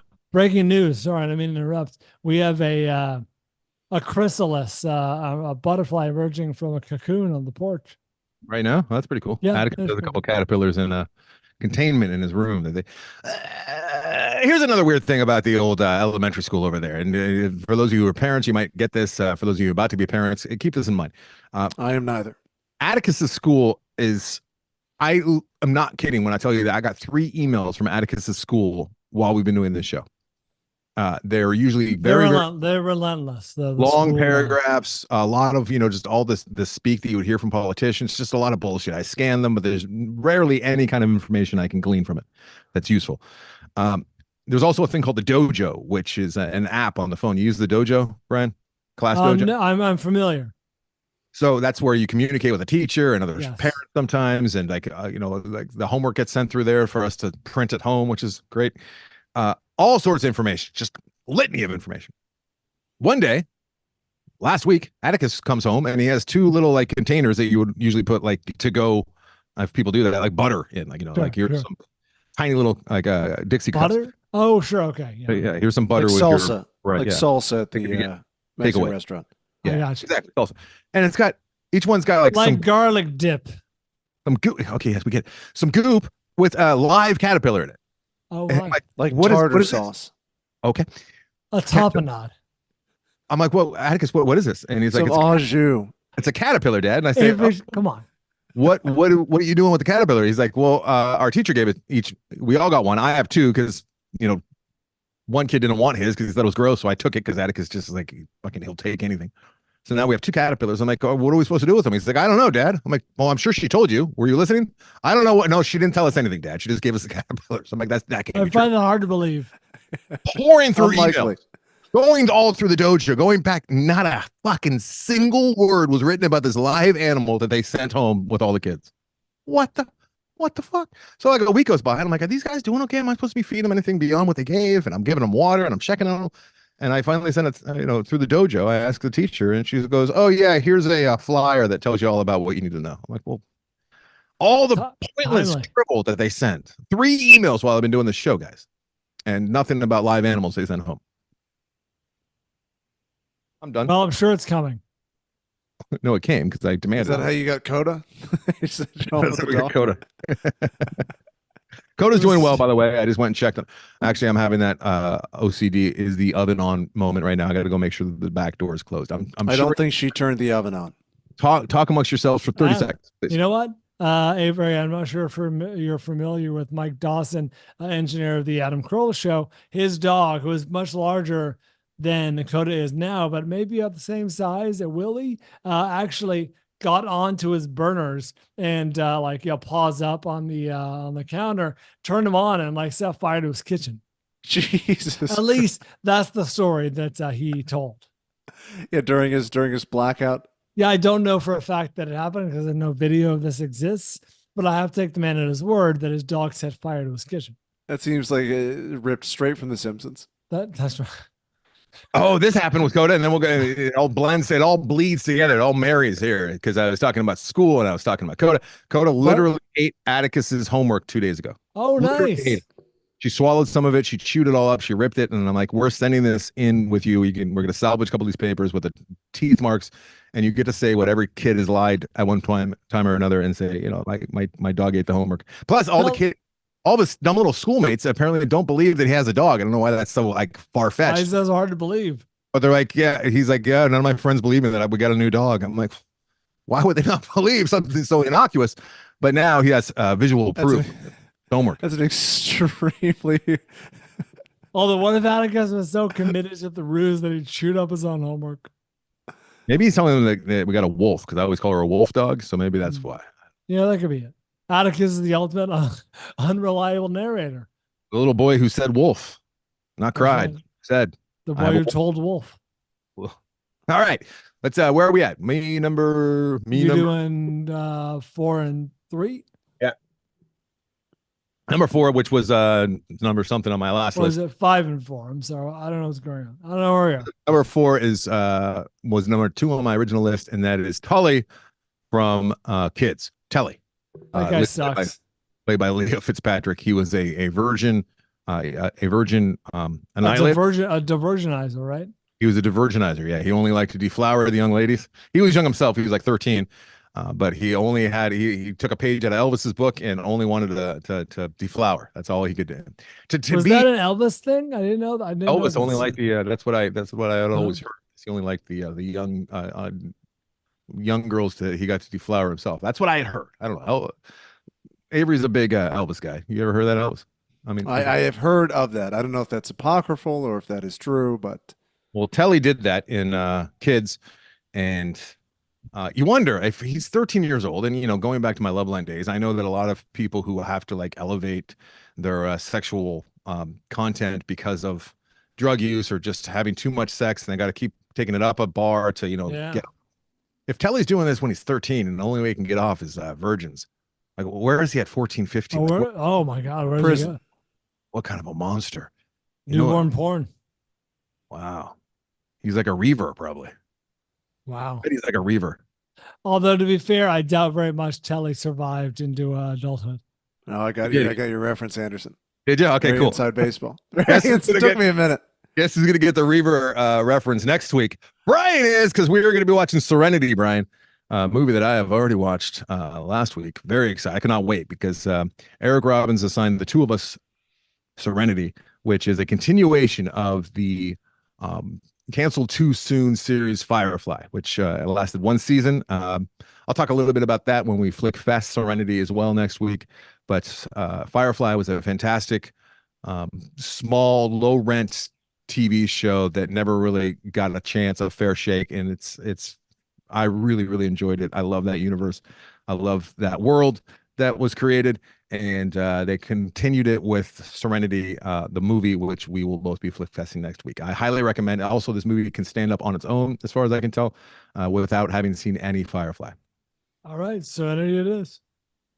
Thank you, Eric Robbins, for finally forcing the issue. I think I told you, Brian, but he assigned me, just me personally, back when I was doing personal, chats with Andy and talk about a movie when I was really trying to pay bills. He assigned me 3 Fireflies, and they were like episode 1, episode 5, non-consecutive. And no, they were consecutive, but they were like skipping over, and I'm like, oh, dude, I can't do that. So I just watched all 10 or 14 or whatever it was. Worth it. Great show. Okay. And yes, excited. Oh, Reavers. Alan Tudyk, tell me more. Reavers. I still think that they could do more with the Reavers, Avery. I don't think they have the budget or the time, but Reavers need to be explored a little more. I mean, that was the story of the whole show. Budget and time. Yeah, that was. All right, bye. All right, you did. Sorry, my number Yeah, three. you did one. Yeah. My new one that makes an appearance also came out before we did our last episode on this very topic. And somehow Healy, played by Matt Dillon, and There's Something About Mary, did not make the list. Good Healy. jerk. Healy, and There's Something About Mary. Don't take this audio, but one of his all-time douchey lines in the movie is when he's trying to impress Mary because he knows that she has a special needs brother who's IDD, and he's telling her that, oh, he has a heart too because I work with tards. And that was the way that he thought he could get into her heart. Yeah, and it's good shit. It kind of worked there for a second too. He was dating her for a minute before everything fell out. But yeah, Matt Dillon is Healy, and There's Something About Mary is a super douche. He was a sleazy PI. Oh, that's how he got brought Healy in. thinks he's bragging and being like benevolent when he says, yeah, we let him out in the yard and he digs. He has just no insight into that population at all, just zero insight. But he thinks he knows, and it's just his blind confidence and his giant chompers. It's probably my favorite Matt Dillon. That was the most I'd ever enjoyed Matt Dillon. He was point. Why did he not do more humor after that? That guy's hilarious. He was great. You ever see the House of Jack built? I don't think I did. It was Lars Van Trier, dark comedy. I did laugh a few times, not enough to actually recommend it, but it's fucking dark. It's about a serial killer. Oh. When it got aired, I think like cons or whatever, it was, making the rounds on the social medias about just how misogynistic it was and how horrible it was. And like, if you like to see women be tortured and killed for 3 hours, this is a movie for you. Jillian, my wife, read about that, and she made this proclamation. She goes, I will be furious with you if I ever hear that you watched The House that Jack Built. And I'm like, well, it's kind of on the fence. Bad news. But now it's get ready, honey, as a must see. And I flick fest it when it did get released to the masses. But anyways, yes. Breaking news: the butterfly is almost out of its cocoon. This is exciting. Brian is looking out the window even when we're not there. It's Brian's favorite. Brian, if he's lucky, will be reincarnated as a dog, and he'll get to stare out the window all day long. Is it a monarch? Bye. I can't tell. It actually looks black. Okay. Maybe some yellow striping. All right. There's one listener who's going, ooh, that's a so-and-so. That's right. That's for you. Send your emails contacttfv@gmail.com. Number two, I should point out my number one and number two in my research I came across, they have their own Wikipedia pages, which the character, which is really saying something. Number two for me, it was an inspired choice back in the day when I had, I think it was. Brian tells everyone that his choice was inspired. It was inspired. When I had the little sidekick from Beauty and the Beast on my list of like sidekicks or weasels or sucklers or whatever. The Le Fou, which is French for the fool. However, Gaston is my number two, voiced by Richard White in Beauty and the Beast, 1991. That guy sucks. He has his own Wikipedia page. Quote, the character is original to Disney as he is not present in the Beauty and the Beast fairy tale by Jean-Marie Le Prince de Beaumont. Supervising animator Andreas Deja initially struggled with the concept of animating a handsome villain, which apparently had not been done too much by the studio before. He ultimately based Gaston's appearance on some of those handsome soap opera actors in order to create a grotesque version of the Prince Charming archetype. His jaw was large. Very, very large. It was a pronounced jaw. I have a great picture of Tessa at like age 3 at Disneyland. She was really into Beauty and the Beast, and we're like, "Oh, look, it's Gaston," and she did not want to meet him because he's a bad guy. So is he just a dude in her stroller? Yeah, he's a dude, he's a handsome fella, and she's covering her eyes so as not to make eye contact. That's funny. Oh, what a great gig! If you're just a hot actor, you just get to be Gaston. Oh, you're Gaston. No mask necessary. And that guy's getting numbers. Oh, fuck yeah! Not from Mom. Little trivia for you, Brian. Yeah. Which A-list actor got his start playing Gaston in the live action play Oh for God. Beauty and the Beast? Ben Affleck. John Hamm. No, What? I'll give you another hint. It was the musical version of this. It was a very Hugh musical Jackman. one. Yes. Oh, was Hugh it? Jackman. Nice. Yep. That was his big break. Oh, I'm moving. Oh, the butterfly's trying to get out. It's like wiggling. That's great. All right. I can see Hugh Jackman killing it as Gaston. Number 2 for you, Brad. Have you already done it? Number 1 for you. No, for you. That was my guest down. I don't want you to end with your 1. My 1's pretty great. Number 2 for me was my number 1 on the last list, and that is the aforementioned Bill Paxton as Chet in Weird Science. Time to pay the fiddler, which is very funny. It's I've gotten to the point where I say that, and people probably think that I'm just a fool, but I'm just quoting the movie. I know that it's time to pay the piper, but it's time to pay the fiddler.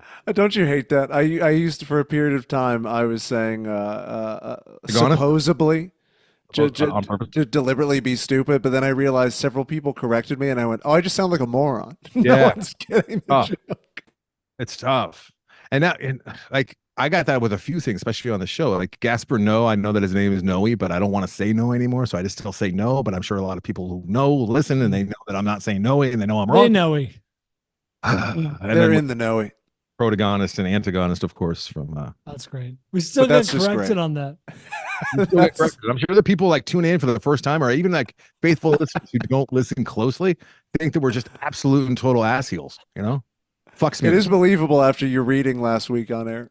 Oh, it's bad. I know. Okay. Hey, Anderson, do you like your number 1? I'll give you the last position because my number 1, while really good, is very obvious. Okay, mine's not so obvious, and it's also controversial and probably mean. Ooh, okay, fine. Number 1 for me. I imagine this to be on the listener list, probably pretty high. But and it's obvious there are times when you have to go with the obvious number 1. I'm talking about Bill Lumbergh, played by Gary Cole, in Office Space. Yes, Mike Judge's Office Space. The character originated in the Milton animated short films from 1991. He also has his own Wikipedia page. Quote, he is a division vice president of the Texas-based software company, Initech. He drives a blue Porsche 911 SC with a vanity license plate. Hallmark of a douche character, by the way, especially around that time, late 80s, early 90s. Although this is 99. But either way, it says my Porsche on the license plate. He wears a dress shirt with Winchester collars. You guys, I hate this. These are the dress shirts. They look blue, terrible. But they're white collars. You understand what I'm talking about? Of course. Blue dress shirt, white. I hate them so much. But if he wears them, I even have one. Do not like at all. Don't ever buy me one. Anyone listening. He also I did not pick up on this detail ever in my rewatching the film. What he wears? No, wait. The detail is he wears suspenders and a belt at the same time. I did not realize that. He also has an MIT college class ring. Okay. These are all douchey qualities. There was an go ahead, Ed. I was going to say, as a man who wears his university ring, I feel a bit offended. You're a hard one to peg too, Avery. Like I would never think you would wear a class ring. I think I could see you making fun of people who do. But there is that Howard University or Grand Lake? How dare you? I missed the joke. At HBCU. What was I saying? Black schools. I was saying something, and then Avery. You stumped the yard there at college. I almost joined STEP. I almost did. Oh, nice. I should have. I don't know. I don't like any of it though. What were you talking about right before that, Bryan? Lumbergh and collars. Oh yeah. And the vanity license plates. Growing up, part of my childhood, and it was not a giant part, but I mean, it was a thread throughout my very young years. There was a Mercedes in my neighborhood that had vanity plates, and it said MD's wife, and both of my parents were disgusted and annoyed. Like a doctor wife. Yeah, and I didn't understand because I was a little kid, and then they'd see it, and they'd always make a look at that. It's just disgusting. It's so gauche. Embarrassing, so gauche, but it is. And you know that the MD is the one who got it. He's like, "Here you go, honey. Here's the vanities." I've seen a douchier one. It's the house right behind the grocery store I always go to. Guy has a blacked out Mercedes, and the vanity license plate is 18-hour days. Good. That's how you got your Mercedes. What a douche.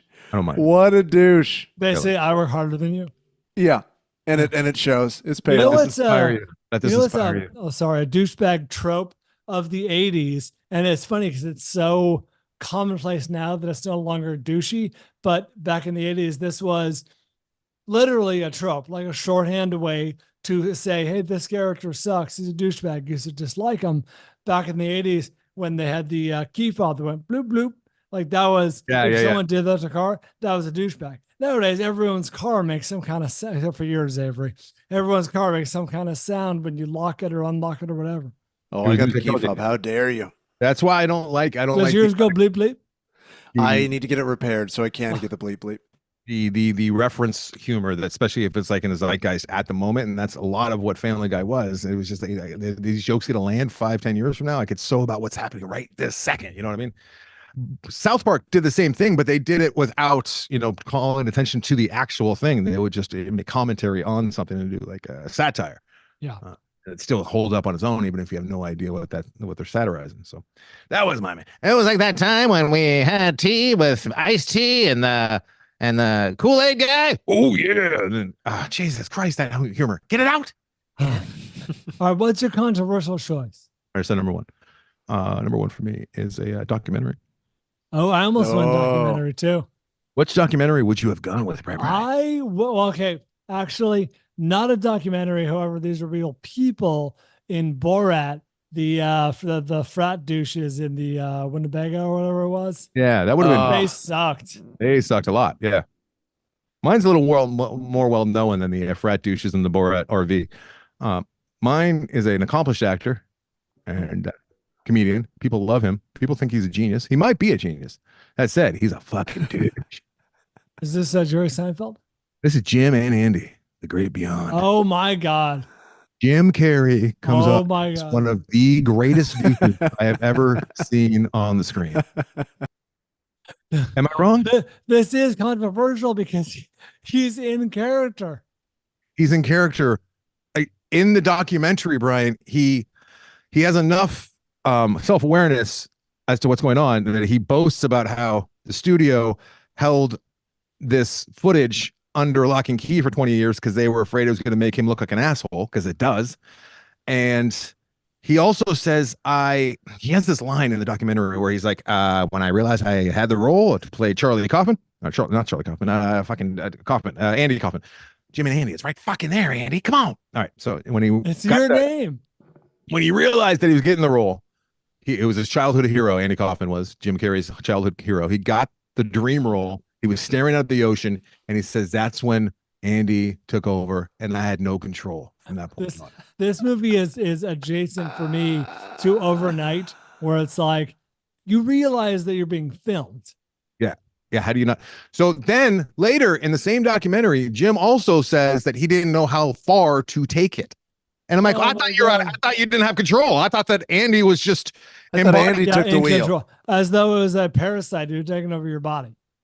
When he's doing, and they show what he's doing on that set to the poor people that are on that set, it was just so. And then he talks about everything in the most sanctimonious, like, I figured it out, people, and I'm going to shed some light on it for you. Fuck yourself. All right. Fuck yourself, Jim. He is intolerable, horrible. And when he's doing Tony Clifton, and you know that there's still a faction on that set that's he's somehow more likable as Tony Clifton. Jim could do no wrong, and you know there are some sucklers on that set going, it's just, he's an artist, you gotta let him do it. Why is he still so suckled? I feel like in the zeitgeist, Milos Forman, the director, who is a true genius, is like beleaguered. He's like, can we get Jim out here, please, to finish the scene? And he was just drunk the entire time. And he's like, I'm doing it for art. I'm doing it for the sake of art. Oh, Jim Carrey. I wasn't a giant Jim Carrey fan to begin with. I thought he was a little bit too much. I liked him in certain roles, but for the most part, he's too much. And then when I saw this documentary, I was just like, it was painful. It is great. Yeah, you know what? I have no controversy here. This is great. This is an hour and 34 minutes on Netflix. You have no reason not to watch this. And I've talked to people who have watched this, and they're like, "Oh my god, it's really like a portrait into a genius's mind." I'm like, No. Yeah, why is they he not barely more... showed Milos Forman in there. What are you talking about? How can you say that? People walk away from this movie thinking that they're enlightened, like Jim Why Carrey. does he get a pass? I Why don't why does it's like the they made general him laugh when they were consensus is kids. he's not a douche. Same reason Michael Jackson gets a pass. You know, and I know it's a little different, but still, like, No, they bring in the cash. You my get a pass. sensibilities have been violated by Jim Carrey. That's all I'm going to say. That's right. All right, they brought in the cash. What? They bring in the cash. They get a pass. It's like there's so many fucking rabbits out there to just be eaten, you know. And rabbits are like the sucklers on the food chain, right? And there's just so many more sucklers I'm out not there following to this. suckle somebody at the top. There's just a lot of people just open mouth waiting.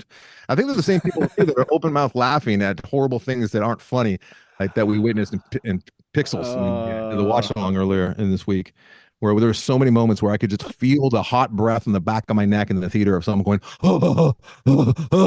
It's the person who loves the AMC intro. Yeah, the popcorn is falling out of their mouth. They're laughing. funny. Shut it down. Yeah, Jim Carrey. Insufferable. Honestly, I'm glad you mentioned that we have the Pixels watch along because that was a fun time. Brian, I got to give credit to Brian. We talked about some interesting things on that feed, as well as we did the Q&A. What else? Oh, that 30 minutes Civil War spoiler. That was almost a half an episode to itself. But I gotta, Avery, you didn't see this because you weren't part of the watch along. But Brian, right when because we always do pregame from 5:30 to 6, right? Pacific time. We do a little pregame, and we you know, and I'm getting things set up, and I'm talking loosey goosey. Yeah, a little loosey goosey, a little wires exposed, as Brian likes to say. And I was giving Brian the business, right? As I do. And Anderson came in hot. Brian was just listless. I know. It was a long day. And he was just like, no, not today, man. I got nothing. And he was not fighting back at all. I was going like, how is this? How are we going to do a full 2-hour watch along right now? I got to tell you, as soon as the movie came on, Brian flipped a switch like a pro and was on. He was Game on. time, Brian. It was good. It was impressive. Jordan with the flu. That's exactly right. I had to be helped off the court. All right. I So left it all out there. that's that. Jim Carrey, I think, deserved number one. And that is, let me take a look at my list real quick. Since 2013, that's the only movie that's come out since the last time we topic. Yeah. I'm none. All on a pre-list. And obviously, we've seen a number of douches. In fact, I almost, a little recency biased, but I almost had a little Promised Land, the dude from Promised Land. Oh, great douchebag. Such a douche, right? Would have been great. Would have been justified choice. Real douche. Such a douche. Douches, when played right and written well, are the best of a movie. They really Yeah, some of the most enjoyable characters. especially if they get their comeuppance. Okay. We All right. Let's hear the listener list if you got it. Listener list compiled by the Goose. We got a 3-way tie for number 5. First of which is Carmine Lorenzo, played by Dennis Franz in Die Hard 2. That's a number deep 5. pull. Wow. Deep Yeah. pull. That's Dennis Franz. That's right. And Bill Lumberg, played by Gary Cole in Office Space. Wow. And Burke, played by Paul Reiser in Aliens. Yeah. Carter Burke. Great. I think this is my list of weasels. I was reading about that, and his 13-year-old son, I guess, had a few friends over and got his hands on Aliens, and they're like, "Hey, I'm gonna finally watch Aliens." Dad. Like halfway through the movie, like his son was embarrassed, and he's like, "Dad, you're such a dick." He was embarrassed that he was watching with his friends. That's great. We got a 3-way tie for second. Greg Marmalard, played by James Dalton in Animal House. Mm-hmm. He's a douche. Patrick Bateman, played by Christian Bale in American Psycho. Oh, not a douche. He's sweet. Yeah, I don't know if that guy's a douche. Well, he's a rich asshole, I guess. And Shannon Hamilton, played by Ben Affleck in Mallrats. I just say the body of his career. You could have gone with a lot of Affleck roles. Body of his work. And standalone, first place. Chet, played by Bill Paxton in Weird Science. Ah, a fitting tribute. The memory of the man. My honorable mention was it's always fun when actors play themselves in unflattering lights. Sure. And I really enjoyed Jonah Hill in This Is the End. He is a real douche. I love it. There were several fatalities. He was great. And the earring he was wearing. I gotta go And he back would always and watch introduce that himself again. as, hey, God, it's me, Jonah Hill from Moneyball. Just really, really good. Really And enjoyable. playing himself doing that it makes it all the more delightful. Really good. Really There's a good. segment of the pop of the audience that's gonna like actually take it the wrong way and be like, "Wow, he really is," because he's playing himself. But I think most people will be like, if he's willing to poke this much fun, it means he's in on the joke, right? Yeah, it was great. And Oh, then a few totally. honorable mentions. James Soder for getting nominated as a douche in 3 movies. Soda Less or than Spader? 0. Oh, I don't know. They might have I think missed. James It's got to Spader. be Spader. Yeah, it's got to be Spader. Spader makes way more sense. Less than 0, Mannequin, and Pretty in Pink. He is a douche in Pretty in Pink. I forgot he was a mannequin. And lastly, if he were eligible, Bald Bryan would have won first place. That's really hurtful, you Bri, guys. Bri. You know what? I'm a lot of things. I'm not a douche. I've been called douchey, and I have douchey tendencies, especially on this here show. The douche comes out, but yeah, I don't think either one of us are really douches. You got to kind of be like a bad person to be a douche, no? No, I wouldn't categorize either one of us as especially douchey. Okay. I have been referred to as a douche in reviews of this show. Yes, Nice. Christmas Eve, right? That's still I can her. see that. Yes, on Christmas Eve, a woman decided it was time to swing by and say, "Lose the douche." The butterfly. That's just in. The butterfly is wiggling. All right, I'm let's go. imagining her drinking her eggnog and looking at the stockings over her fire and just going, "You know what? I'm going to go on iTunes. The douche. I have to get All something right, off let's my gamble and get out of here so I can watch the butterfly emerge. chest." Gambling. Last week we gambled on challengers. Anderson guessed 67. Bryan guessed 67. Oh, No. who won? With 263 reviews, the actual Rotten Tomatoes score is 89, We were making afraid me to the winner. end the show. Yeah. What do we assign to the neighbor here? No, well, The assignment is mine. So other way No, around. that would make you the winner though if we got to assign you something, especially. Yeah, if it we was good. both won. unacceptable. Go ahead. All right, What do what you do say? we see? Since he said he's gone on record saying he might not direct anything ever again We've seen In honor of, Tarantino's films. in honor of Alex Garland. Oh, You will be watching the first 3 episodes of Devs on Hulu. Oh, fuck yourself hard. Please do that now. Devs on Hulu. You know what this does? This just makes me have to watch every fucking Avery, I can't because I want to watch it with the wife, you see, and we're already in the middle of it, so there's no way I can get the devs. I'm gonna have to watch it without her, and then okay. how long are these episodes? I think they're about 50 minutes. This is a 3-hour assignment. 2.5. 2.5. All right. Okay. Brutal. If you really pab out, I can think of a movie between now Oh and no, next that episode. wanted to watch Dev. Wait, what are you talking about? Like he says he's not going to make any more movies. Is that what he Alex said? Garland, yeah, he said he might be done. This might be Civil War might be his final directed film. He might just write from here on out.